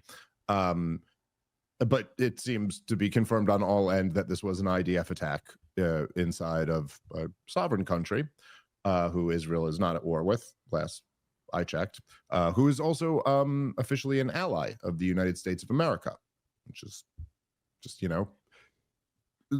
in general, you're just not allowed to do that. Like, you can't just randomly attack countries that you're not at war with. But in this case, it's Israel seems to be able to do what they want to do. I guess one thing I would say is that this comes right on the heels of Donald Trump floating out this very loose idea of a ceasefire agreement, trying to move to something like that so they can ramp up for whatever the next phase of the cleansing of Gaza is going to look like. And let's just say there's a long pattern of, like, when any type of peace talks or ceasefire talks or negotiations are on the table, Israel then goes and does something to try to create a situation where that the other party is not going to be able to come and agree to whatever the proposal was. So that's part of it. Of course, negotiations with Qatar and with, much of the Hamas leadership that is in Qatar this has been how most of the hostage retrievals have been accomplished. This is also how other things like Benjamin Netanyahu propping up Hamas for many years were accomplished, by negotiating with Qatar. And it just seems like one more clear example that if rescuing the hostages was the number one priority here, this would be the exact opposite of the way you would go about this. But really the biggest point, I think by far out of all of this, is just like, you have this situation, generally speaking, where the United States of America, and I mean this almost like at every level, like overwhelming majority of the people of the United States of America, I think even a decent portion of even the political class, even the president of the United States himself would say that, like, look, we don't want another war in the Middle East right now. Donald Trump definitely feels that way on some level, and the American people overwhelmingly feel that way. Like, of course, like it's pretty obvious to go like that we could use another war, like we could use a hole in the head. You know what I mean? Like, that is not what we're not this far in debt and this many problems going on. Like this would not be ideal, right? So maybe not quite as far as me and you, but they're more or less like, let's try to not get in another stupid war here. That's kind of our goal. Donald Trump has been on record saying he hopes that's the end of the conflict with Iran. He hopes the killing in Gaza stops soon. He hopes that everybody can get along, all this stuff. And yet you now have Israel has now, in the last 2 years, where this country that for whatever reason we're married to the hip to, has now, in the last 2 years, Israel has attacked, well, I mean, they've attacked is an understatement. They have erased Gaza. They have attacked the West Bank. They have bombed Syria. They have bombed Yemen. They have bombed Iran. They have bombed Lebanon. And now they have bombed Qatar. They've bombed 7 of their neighbors. They've had military actions / war / just destruction of a captive people with 7 of their neighbors. Like that is just crazy. Like, normal countries do not do this. I'm sorry. This is not like there's lots of problems in the world, but you look around the world, it's actually pretty rare that you'll find a country that's just like attacked 7 of its neighbors in the last 2 years. And like, it's just one more example, like one more just clear example of like, why do we want to be attached to all of this? Why does it constantly have to be done with our weapons and our money and our reputation? And nobody seems to have a good answer for that. Like, why is that? Because we need to see Qatar bombed. Does that help us at all? Anyway, your thoughts, Rob. Well, I guess the thing that most stood out to me about this is there's some debate online at the moment as to whether or not this was the Hamas negotiating team that was eliminated or if this was Hamas leadership. But what just stands out to me is at the beginning of this war, if I was running Israel and I was looking to get hostages back, I think my first move would have been, let's go assassinate the real Hamas leadership that lives out in Qatar, and to cut off funding and figuring out how to exert leverage over people that actually have power and not flattening the buildings of innocent civilians. And so if this is true that they're now taking out Hamas leadership, and let's just go with the Israel explanation that it's Hamas leadership. Why is this now 2 years into the war? This is now the time, like, if that option's been on the table for 2 full years, why is it that after killing all these civilians and doing all the other things that you've done in Gaza, now is when you're first taking out? Maybe they got an explanation that they didn't have intelligence on where they were or otherwise. But I'm just saying, if you want to go with the explanation that this was not the negotiating team, and essentially what you're saying, which is Israel making sure that they got a pathway to just continue doing what they're doing, if this is leadership, why now? Why not 2 years ago? Why wasn't that the first action that you took in this war? Yep. I mean, that's a very good question. And as you said, a question that maybe there could be an answer for, but it certainly doesn't seem like we've gotten one or likely are going to get one, and it doesn't seem like too many in the media will be asking. Hey, it's important to go after the leadership, but let's flatten all of the civilian buildings and take out the hospitals and kill a bunch of kids first. Yeah. Well, the thing is, though, Rob, right, is that this has always been kind of the dynamic that so while Israel was screaming through the first 2 years of this thing that we're not fighting a war against the Palestinian people, we're just fighting a war against Hamas, and then calling them Amalek, and other out of the other side of their mouth. But the thing is that you do kind of have a difference. Like there's what they'll call like the political faction of Hamas, that's like the leadership that's in Qatar, and then you have like the militants who are in Gaza. And the truth is that the only way to get those hostages out was to negotiate with the political wing in Qatar, because that is how they did successfully get some of the hostages out. And so if that was your number one priority, probably you wouldn't even go after attacking the Hamas in Qatar. You just simply have to negotiate with them. But I also do agree with you that, like, if you were saying you're conducting this war, because these were always the two justifications that they go back and forth from, like, even though they're not the same thing and they in many instances conflict with each other. But yes, something like this, if you were saying we are taking out Hamas, then certainly it is pretty crazy that you're saying only 2 years to not only it took a whole 2 years for you to like start targeting like the rich one. Like this has always been the talking point from the Israelis, is like, it's like, oh, there are these rich billionaires and they don't even live amongst their people. They just party it up out in Qatar or whatever. It's like, all right. And you're only now that we're done with the babies or not done, but now that we're continuing this, that is pretty wild. And you'd need like a really specific and good explanation for why you were only able to achieve this goal now after 2 years, which I have a tough time buying, is that there is an explanation for that. All right, guys, let's take a moment and thank our sponsor for today's show, which is Kalshi. I've been telling you about Kalshi for a little while now. Kalshi is a site where you can see betting markets on just about anything. So right now, what's very big is like the New York City mayoral race, and Mamdani is now the front runner with an 82% chance of winning, according to Kalshi Markets. And you can see stuff like that all over the place. Like, what are the betting odds about the Democrats retaking Congress, or who the Democratic nominee is going to be? I found all that stuff to be very interesting. Plus, you can put down some money and have a chance to win. So head over to Kalshi.com and join the over 5 million users. You can trade on politics, culture, even the weather. Go check them out now at Kalshi.com. All right, let's get back into the show. I also Anyway, maybe I gotta every once in a while I call up Scott Horton or Kyle Anslone, and I'll get some good details on this stuff. I guess I don't quite understand, and this is just my dummy American brain, but if Hamas leadership lives in Qatar, but you tell me that that's not the same Hamas, then I feel like those guys just need to change their name. Yeah, probably not a bad idea.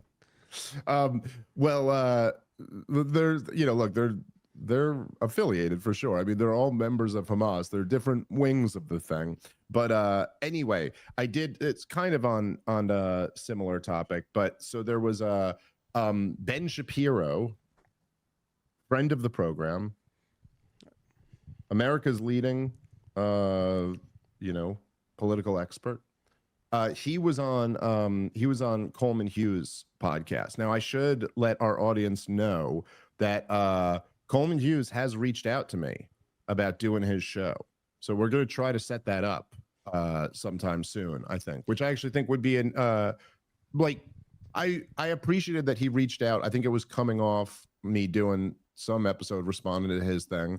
And so I kind of appreciated that. And I actually thought, I was a little surprised that he reached out, but I actually thought what he did, I was like, oh, you know what? That might actually be like a really good conversation. Like, I think, we might have an interesting talk about this stuff. So I just figured I'd preface with that. However, he did just have Ben Shapiro on, and they started discussing the woke right, which I am quite certain, according to them, we would be members of.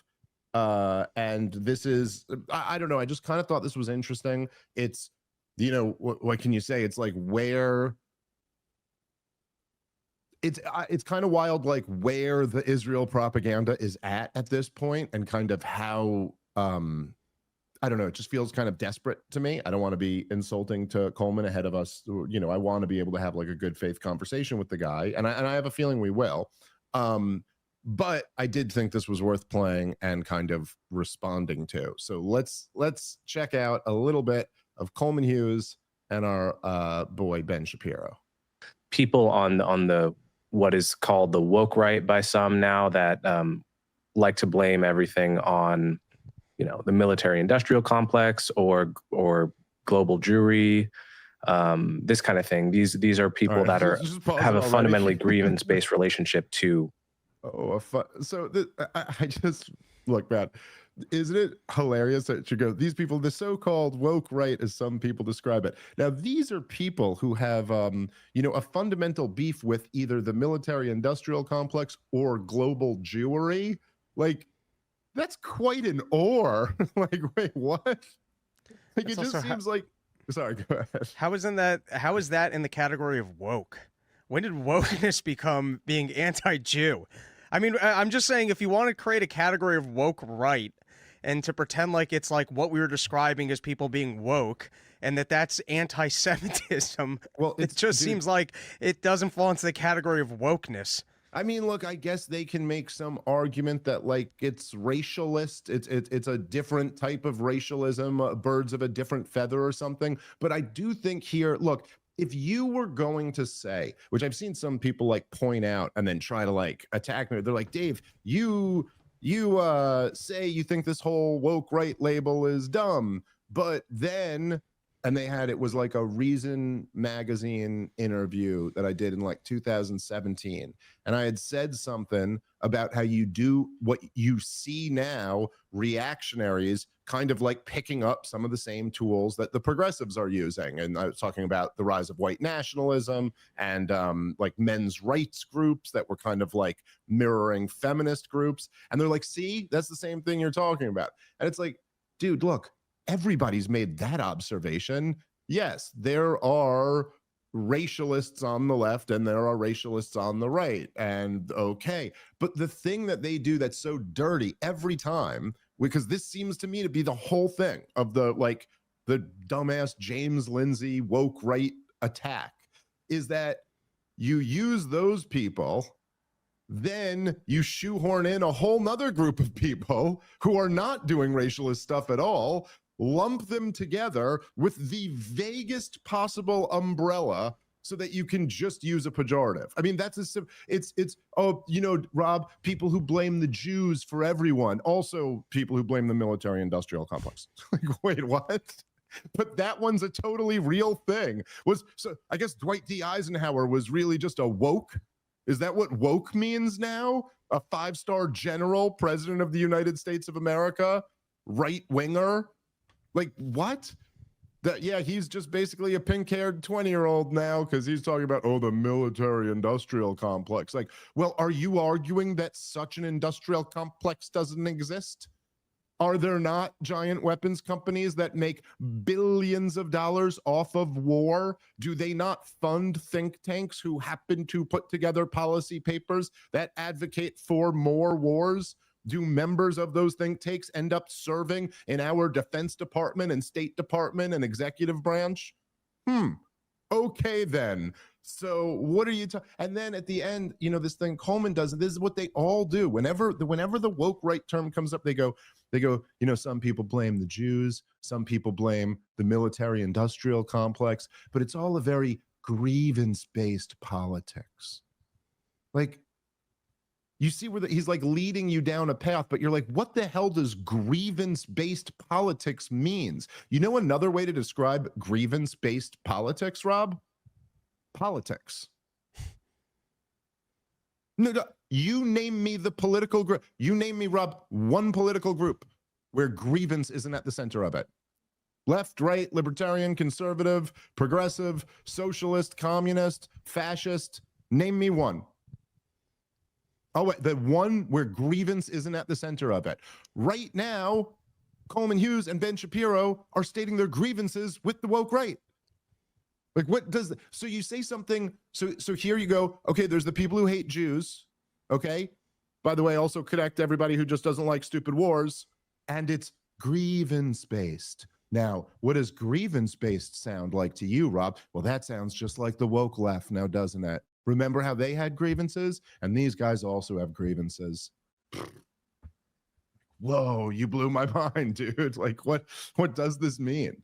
Like, anyway, it's just like he's just in the opening, like in the framing of this thing, you just already see how flawed the whole thing is. Like, yeah, we have grievances. The non-interventionist right has grievances with the interventions. That's why we're non-interventionist. All right. Anyway, anything else before we get back to it, Rob, or you keep playing? No, let's continue with this stupidity. Western society. It's just that the enemies are different than the enemies. That's exactly right. I mean, on the right, it manifests as a lot of conspiracy theorizing. One of the things I talk about, I think it manifests everywhere, is a sort of conspiracy theory. And traditional biblical religion is actually, in many ways, sort of the anti-conspiracy theory. So if you think about paganism in its original form, it was the idea that, as Gloucester says in King Lear, that the gods, strike us down like flies for their sport. That is sort of the pagan ideology. And I would say the post-God ideology is that things happen randomly, bad things happen to good people. You can't control any of that. And then that is then projected into a conspiratorial idea that there must be forces beyond your reckoning who are out to get you. And you can see that on both right and left. The biblical worldview is actually quite... I mean, just... There's just like these examples in life where, like, when people, and some people are good at this, by the way, for any talent or quality that I have, I am not good at this at all. I am like the anti this, but people are really good at saying something that kind of sounds nice when they got nothing at all to say. You could almost like walk away from that and go, that was a kind of interesting, profound thing. And then, like, as you get a couple steps away, you go, hey, he said nothing. He just said nothing at all. Like, what? It's like, oh yeah, well, what you're seeing there is conspiracy theory. Conspiracy theory. It's, again, just like, it's a term that means nothing. It means nothing. Like, look, there are people who put together sloppy theories, and there are people who put together airtight theories.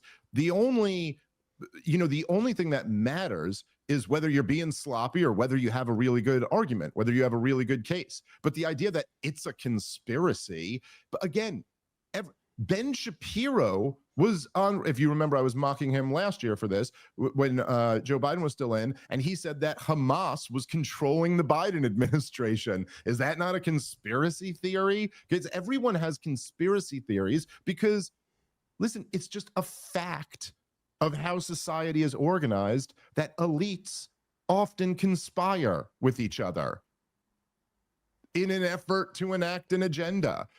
Everybody conspires. The DNC conspires and the RNC conspires. And then sometimes they conspire with each other to keep out a third party. And then sometimes, weapons companies conspire with think tankers. And sometimes, like there's all types of conspiracies. The question is, are they real or not? And then, like, Ben Shapiro, I mean, I guess it's a kind of maybe a somewhat interesting, like, discussion, completely unrelated to anything they're talking about here and very sloppily applied as if that it fits to the thinking of whatever people they're describing. But I'd say most people today reasonably do not have either the belief that the universe simply just rewards good and bad. God, if you're suffering, that's because you did something wrong against God. If you're doing well, that's because you did something good for God or something. Most people don't agree with that in absolute terms. We all kind of think like, oh, sometimes bad things happen to good people and it was no fault of their own. I don't think any of us really think that, like, the kid who gets leukemia displeased God in some way.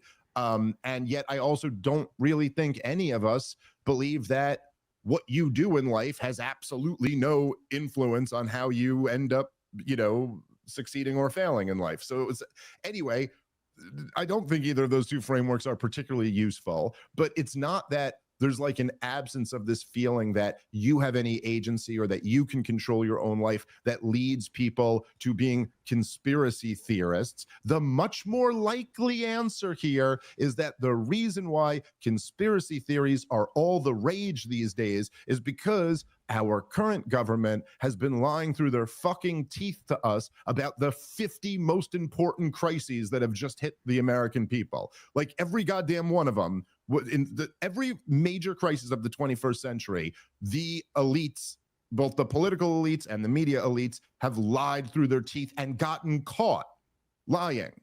So now people are wondering what else they were lying about. That seems like a more likely theory than Ben Shapiro's pagan versus Judeo-Christian worldview. But I don't know, Rob. Maybe I'm missing something. Well, he's using some tricky language here, and like you said, I don't think he's actually saying anything. But if the idea that it's pagan to believe that there's evil forces in our world that are outside of God that we have to combat, if you want to say that that's not true, so then should have America not have fought Hitler during World War II? Because, hey, I guess that's God's plan, is to kill a bunch, Right. to have a whole Holocaust, and hey, to believe that we have influence or agency or free will, or that we're supposed to combat evil and not just leave that to God. I guess Hitler should just because that's an evil force. And hey, belief in God. And by the way, I remember this. It stands out to me from my more faith-driven days, but I like this because there was a concept that sometimes lurked around of, well, you just have to have faith. And there was this guy, I think his name was the Chazon Ish, and they said, well, are you telling me that the kids that were put into ovens at Auschwitz just didn't have faith? And his idea was that that's not how God works. Like, God does not just leave things up to, if you have enough faith in him, you're going to have a good life. That's not what free will is. It's not to say that God, if you believe in him, can't interject in your life, or that prayer doesn't work. But we're not just on earth to leave everything to God. And I don't think that Ben Shapiro believes that, or that he believes that it's pagan influences to think that you having to do good, make your life better, or combat evil is somehow a rejection of God. Yeah.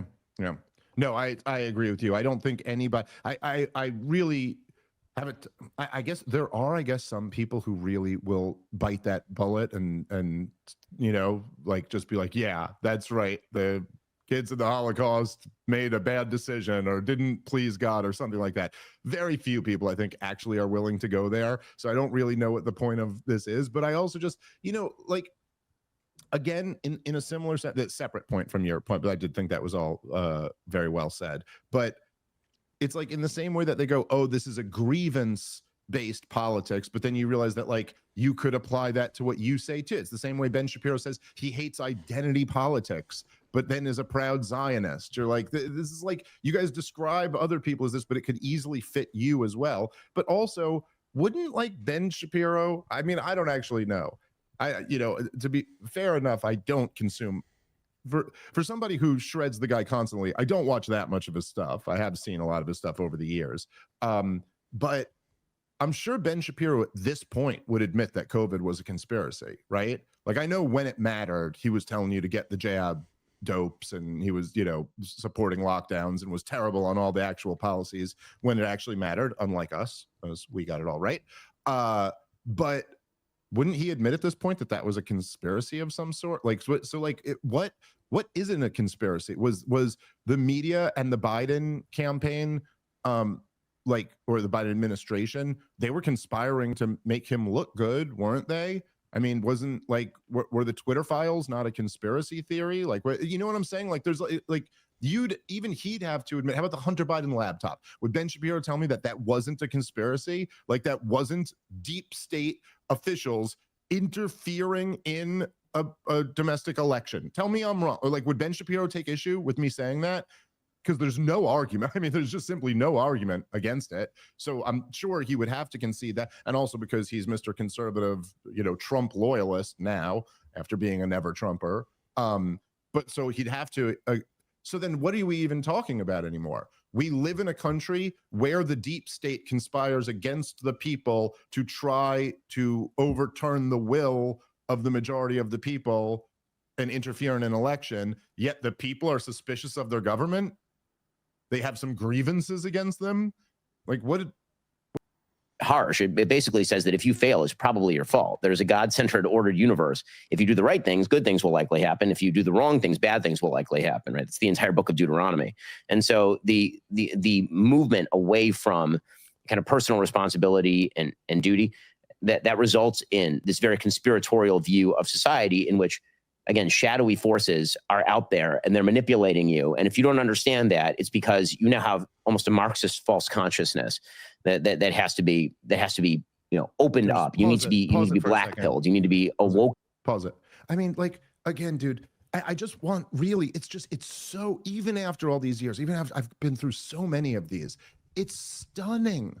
Like the lack of self-reflection, the lack of kind of self-awareness, like that. So that's the quality now, that you feel like there's kind of forces out there who are trying to manipulate you. But like, of course there are people who are trying to manipulate you. Who is arguing? Is your guys' position that you have not been arguing that others are trying to manipulate you? Coleman Hughes and Ben Shapiro's rise to prominence was essentially off of condemning the entire university system, that there's a bunch of propaganda being pushed into young people's heads. Is that not people being manipulated? Ben Shapiro's been against the liberal media and liberal entertainment and liberal Hollywood. This Ben Shapiro's been a huge critic of all of this. Is that not people trying to manipulate you? Like, isn't it just a very human thing to know that, like, yeah, there are, but like, again, this is what's interesting to me about it, is that what's almost revealed, and this is why I put, like, on the members only show the other day, I was talking about this with Ben Shapiro, where he always finds a way to run to, like, Israel is really open to gay rights. And you're like, I thought you were an Orthodox conservative. Like, what, gay rights is your deal now? I mean, I don't, okay, square that circle for me. But they always become almost like fundamentally liberal. And I mean this in the worst sense of the word liberal. The worst sense of the word liberal, like, to me, was almost like a ridiculously like rose-colored glasses way of viewing society and reality. I remember there was this one guy, I can't remember who it was, but I remember we were having a good time making fun of him. But it was somebody who was saying, like, I think it might have been like around the Durham report, but they said something like, they were like, look, like, if there was any wrongdoing, or they said something, the line was, no, the president isn't above the law. Now, if anybody at the FBI did any wrongdoing, then they should be held, legally accountable. And I remember just making fun of it, where it was like, yeah, hey, those sentences sure do sound nice, don't they? But here in real life, the president is above the law. He's always above the law, and no one at the FBI is ever held accountable. Like, it sounds nice what you're saying, but think about how goofy this actually is. And the idea that Ben Shapiro and Coleman Hughes are sitting here mocking the idea. It's like, who's being naive now, Kay? You're mocking the idea that in society there are powerful people who try to manipulate the everyday citizen? Rob, there has never been one society in the history of the world where that was not the case. It is always, every time, 1000% of the times, the way societies run is that there are elites, and those elites use propaganda to manipulate the opinions of their citizenry. You think that's like a weird view or something? It's the most realist view you could have. It's simply how things work. And this is almost on the level of someone going like, oh, this guy is such a conspiracy theory. He thinks we don't live in a democracy, but rather the government is controlled by powerful people. Like, what? Isn't this just 101 shit? Yeah, of course. Of course that's how it works. You should be embarrassed that you ever thought it didn't work that way. I don't know. Go ahead, Rob, if you got anything. No, let's continue. All right, let's keep playing. Into the problems in society that you never spotted before. It turns out maybe America was on the wrong side of World War II. Maybe the moon landing never happened, because the normal kind of response to this nonsense is to say, well, America seems like pretty awesome. Right? You have all these grievances against America, but I mean, let's face it, America kind of kicks ass. I mean, we defeated the Nazis, we defeated the Soviets without firing a direct shot. We have created the single most prosperous era in the history of humanity with the broadest spread of wealth in the history of humanity. Like, we're kind of great. And so the answer to that from both sides is no, you're totally misapprehending history. For one side, it's the 1619 project. And then, as some folks at Free Press have written, for others, it's the 1939 project. Mm-hmm. All right. So here, what can I say about this? Okay, so first of all, I would say that what Ben Shapiro really is doing here is like, so it was Frederick Bastiat, who really truly one of the great minds of his time, a great man, and he was the one who wrote that. I forget exactly how he put it.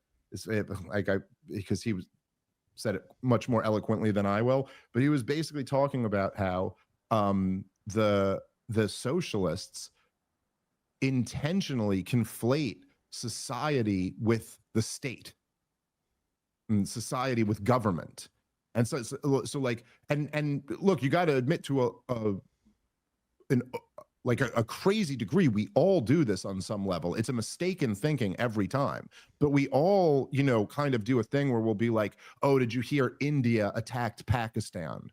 And in your mind, it's like you go like the country of India attacked the country of Pakistan, but that's not really what happened, right? There's like this group of people in the government that ordered this other group of people in the military to attack this other group. Like and there you could see a thing where you're like, if you say America, what is America?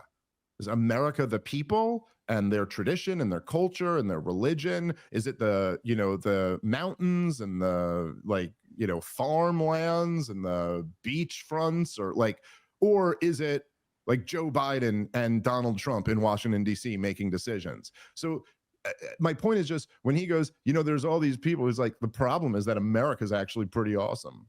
Like, we're actually pretty great.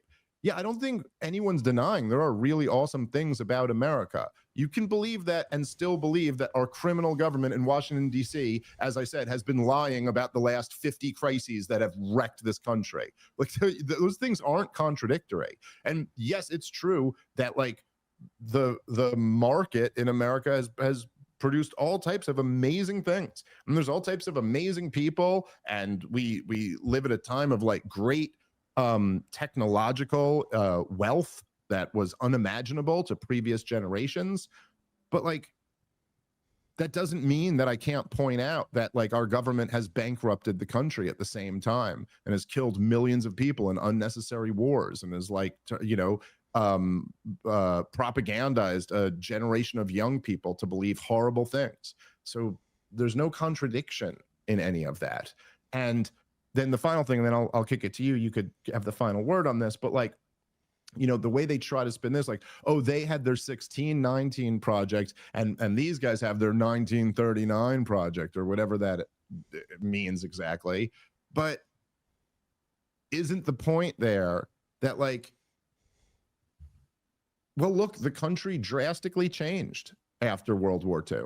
After World War II is really the creation of the military-industrial complex, the creation of the CIA and truly the deep state as we know it today.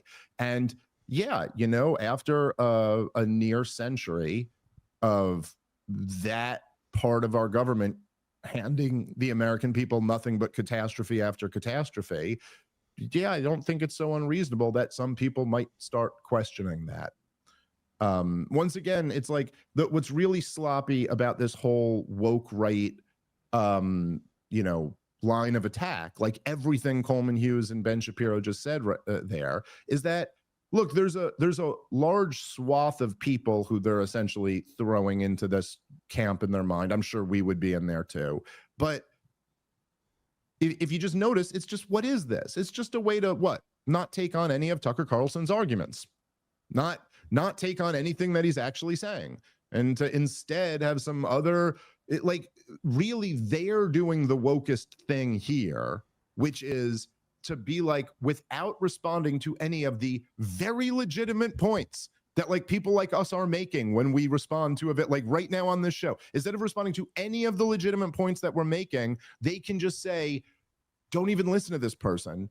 Assume they have the worst like intentions and shut your brain off before you even deal with any, because see what they are doing is really just another version of the woke thing. Like, final word to you, Rob. Yeah, I rescind my God theology comments because it sounds to me like he's just muddying the waters while engaging in censorship, as you described, which is anyone with a different opinion than mine, don't even listen to them. They're conspiracy theorists and America's great, and they're trying to undermine our greatness. And on the theory of just, hey, well, America's great and questioning the system undermines our greatness, Ben, do you love our government debt? Do you stand by the Federal Reserve? Do you stand by the credit asset bubbles that we're going to continue to create? Do you stand by all the money that we're spending on these wars? Hey, listen, don't question anything. It's a great system. I don't know. Do you stand by our entire science-based medicine that exists in this country? Do you stand by what happened during the COVID regime? Don't question anything because America's great, and leave it to the people like us. And if you're listening to anybody else, it's just they got dumb conspiracy theories. Yep. Yeah, no, that's right. And like, if you think about it, right, like how when Ben Shapiro was going around on his college tours and just slamming like the state of liberal arts academia, did that mean he hates America? No, come on. You're criticizing American colleges. Do you hate America now? Or are you like, no, he was criticizing one very specific aspect of America. You know what I mean? Like, why is he not allowed to do that? And you would obviously, if anyone ever said that, oh, you hate America because you criticize its colleges, you'd go, no, maybe he loves America and wants to improve it by changing American colleges. You know what I mean? Like, even if you said, even making it more specific, let's just say, oh, Ben Shapiro, you were criticizing American universities. Do you hate education? Like, see, even that's like so ridiculous, right? And so the same principle applies. Like, if I'm criticizing the war party, what that means I hate America? Like what? Like the grandmas and like you know what I'm saying? Like, what exactly does that mean? That means like I hate the doctor who's doing a hip surgery to help a 70-year-old lady because I hate stupid wars. No, right? That's as intelligent as saying Ben Shapiro hates America because he criticizes American universities. It's all just it all and like, I don't know. I guess I'm always just kind of amazed by these moments where you just have, look, Coleman Hughes and Ben Shapiro are both like reasonably intelligent people. And these are people who are, you know, between 1 and 2 standard deviations higher than the average IQ, at least. You know what I mean? And it is just interesting that you could have this conversation where you're kind of like, you're presenting it as if you're saying something intelligent here. And just like with this, the slightest little bit of like dissection, you go, you said nothing, literally nothing.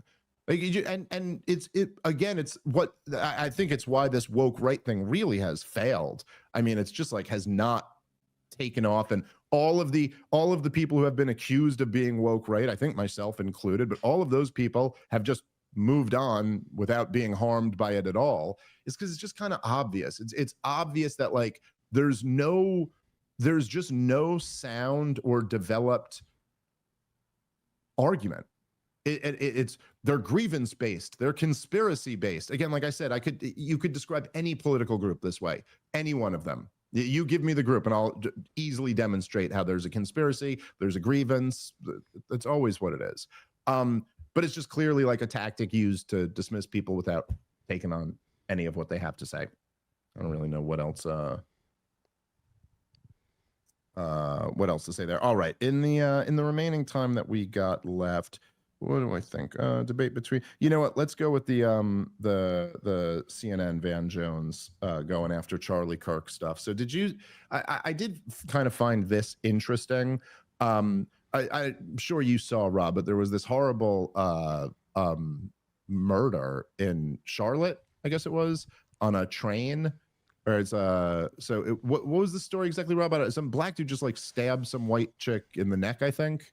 I didn't watch it. Yeah, I saw the storyline. I just didn't want to watch it, so I'm not. Yeah, I don't have a firsthand account of what happened. No, I don't want to. I didn't want to watch it either. I don't think I saw the exact video. You know, as you guys know, and I'm not like I'm not saying I understand like people having reactions to such a horrific killing. I completely understand. And it's only human to have reactions to these things. I try my best to just not like jump on stories like this and then give my hot take about it. Especially when they're like, it's like a random act of violence. I just think it's very easy to manipulate people's emotions around topics like this. And I'd rather kind of like make a sound, compelling, logical case to you if I'm going to make one. It also just, I'm not accusing anyone of anything. We're all human. I'm sure I'm guilty of this, in lots of areas, but it does seem, to be kind of in poor taste to me. When you come out, like there's an event like this, like a horrible incident, and then you come out and your conclusion from it immediately is, hey, guess what? All of my prior beliefs are proven right by this event. Just seems a little convenient and maybe not the best thing to do, but it's something that people do all the time. And it's something certainly that CNN would do in a heartbeat.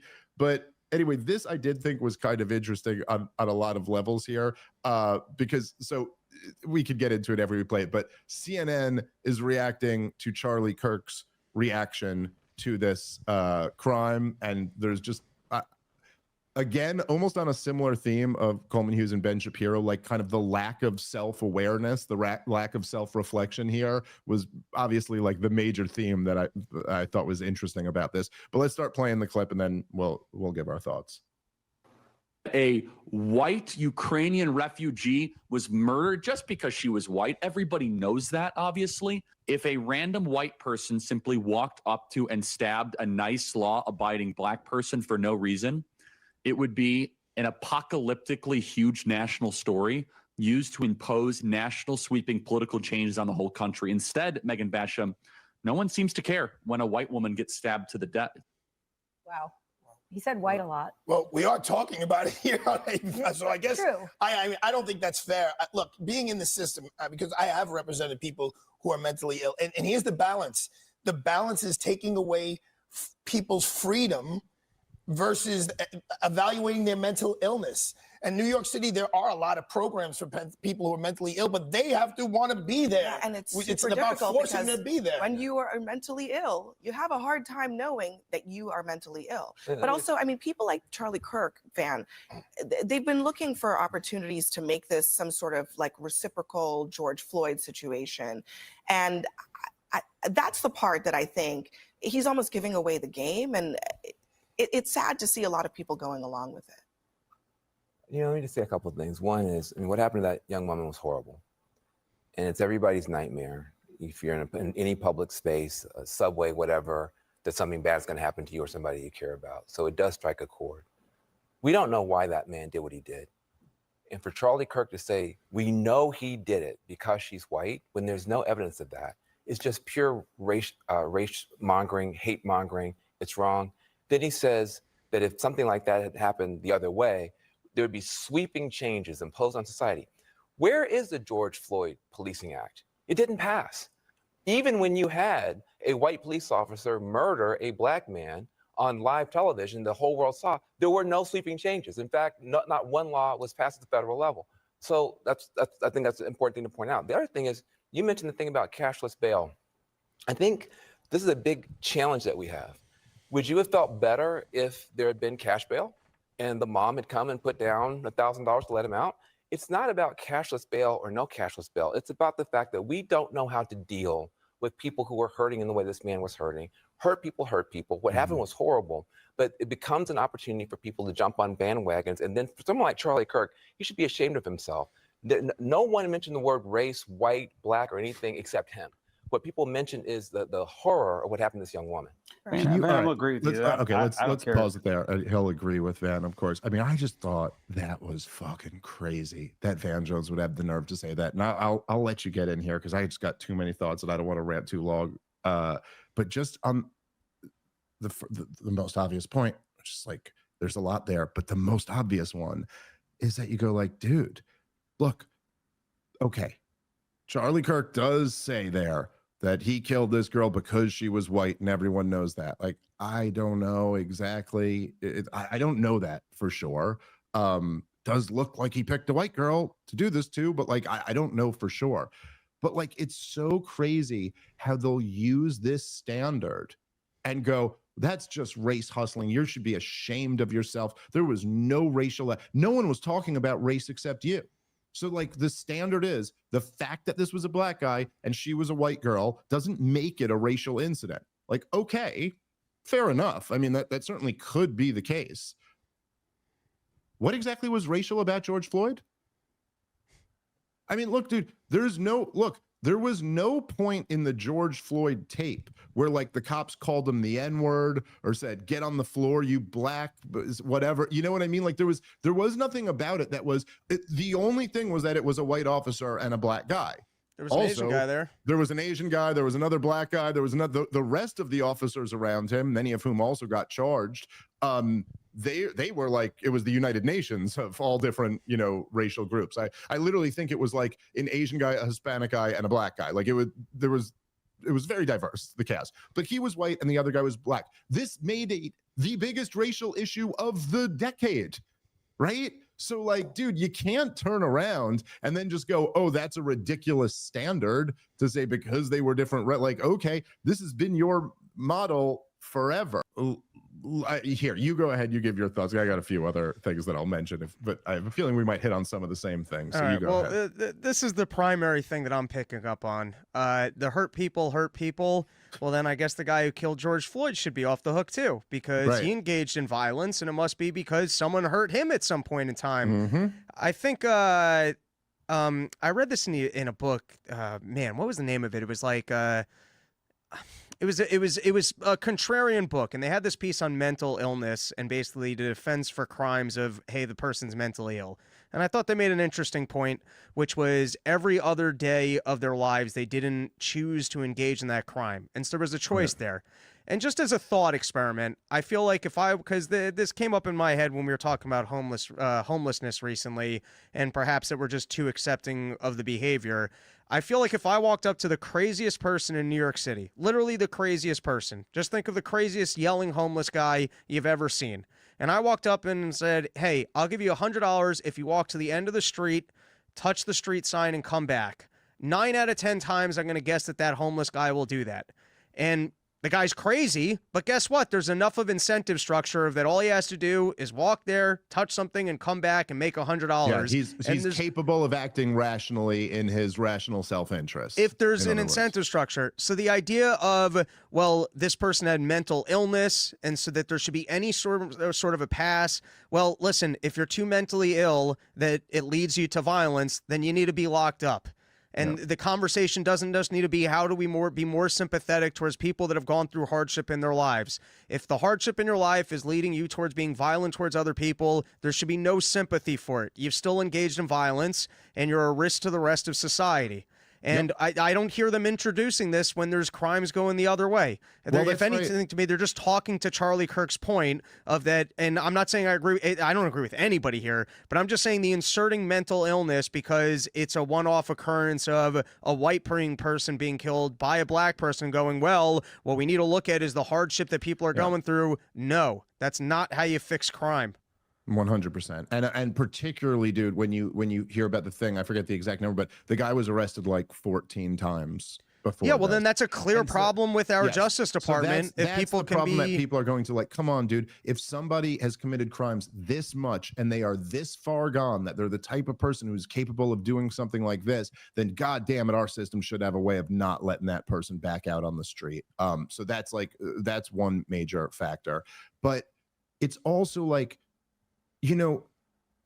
first of all, like I said before, like you guys have already embraced the model that if it's a white cop on a black guy or if it's a white person on a black guy, therefore that's a racial issue. So why exactly is it that you're not allowed to say that in reverse? Now, obviously, like when you made the point there, you go, I'm not agreeing with anyone here. Like, because I'm saying there's an argument to be consistent on both and be like, no, it's not automatically a racial issue unless there's something racial about it, in which case then it is. But like the onus is on you to demonstrate that it's not just de facto assumed, because like in the same way that like if I just get in a fight with someone at a bar and then you go, he had blue eyes, well, you don't just automatically assume that I hate blue-eyed people and the reason for the conflict is his blue eyes. There could be a number of other things that were the reason. In fact, there probably are in this example. Okay, that being said, the impression, and which I know, like, you know, there's been like a million like videos of people being exposed like this, but do you ever see, they actually did one poll on it where they would ask liberals like in 2020, like, how many unarmed black people get killed by police every year in America? And they would like be like, I don't know, you know, tens of thousands. And then they're like, the answer is 9. There were 9 last year. And here are the stories of those 9. He was running at the cops and tried to beat him. He tackled the cop and reached for his gun, you know, because like that's technically an unarmed guy too. So like it's just, however you feel about it, they were making it out like this is something that happens all the time, when in fact, by the numbers, this is something that very, very rarely happens in a huge country of hundreds of millions of people. Now that, by the way, does not mean there's not a lot of problems with the way policing is done in this country. And that does not mean that the civil rights and natural rights of black people and just about every group of people are not systemically abused by police. But in terms of the narrative of like police shooting unarmed black person, that actually does not happen a lot in this country at all. It's very, very, very rare, and they're usually very high profile situations when they happen. Black crime, on the other hand, is not like that. And this is not a thing that's like, oh, this isn't a real statistic or something like that. This is, oh, this happens like 9 times a year. Black crime, like, dude, black men are like 6% of the population, and they commit like 50% of the violent crime in the country. It's because society hurt them, Dave. Well, look, dude, it might be actually. But they're not responsible because society hurt them. Right, but there's a difference. And we're looking at the wrong thing when we look at punishing. The thing about it is that the truth is that the black community used to be far less violently criminal than it is today. And so, yes, there are reasons, and some of those are from external factors that aren't black people's fault. Also, it should be pointed out that when you say, 6% of the population commits 50% of the crimes, that's not really true. It's not the entire 6% that do that. It's a tiny percentage within that, and there's lots of black people, the overwhelming majority of them, do not commit acts of violence like this. That being said, it's a real factor that this is where 50% of the violent crime in America is coming from. And that's like, so Charlie Kirk isn't allowed to bring that up and apply the same standards that CNN uses to the same dynamic. That's complete bullshit. And what happens is that events like these, they create, it's terrorism in the sense that it terrorizes innocent people. They're now, and what ends up happening, which lefties have a tough time grappling with this, because number one, they don't like talking about black crime, but they're supposed to be like the champions of the working class. But the working class people are the ones who get terrorized and are stuck in those conditions. And the people who got a little bit of money, look, I'll just say this, no woman in my family is getting on the subway anymore. No woman in my family is going to be in these situations because I have that option to keep them out of there. Other people who don't have that option are the ones who get stuck in these situations and terrorized by it. And the fact that police are letting people who are violent offenders, who have been arrested multiple times, in some cases dozens and dozens of times, and they're still sent out on the street so that Van Jones can then come along and go, well, this person was hurting, and we have to find out a way to how to reach these hurting people. It's like, dude, you're talking about a guy who you just saw stab a woman in the neck, completely unprovoked, just senseless, horrific, violent crime. Forgive the rest of us, Van Jones, if our first thought isn't, we really have to find a way to reach that guy. And our thought is, we have to find a way to remove that monster from society.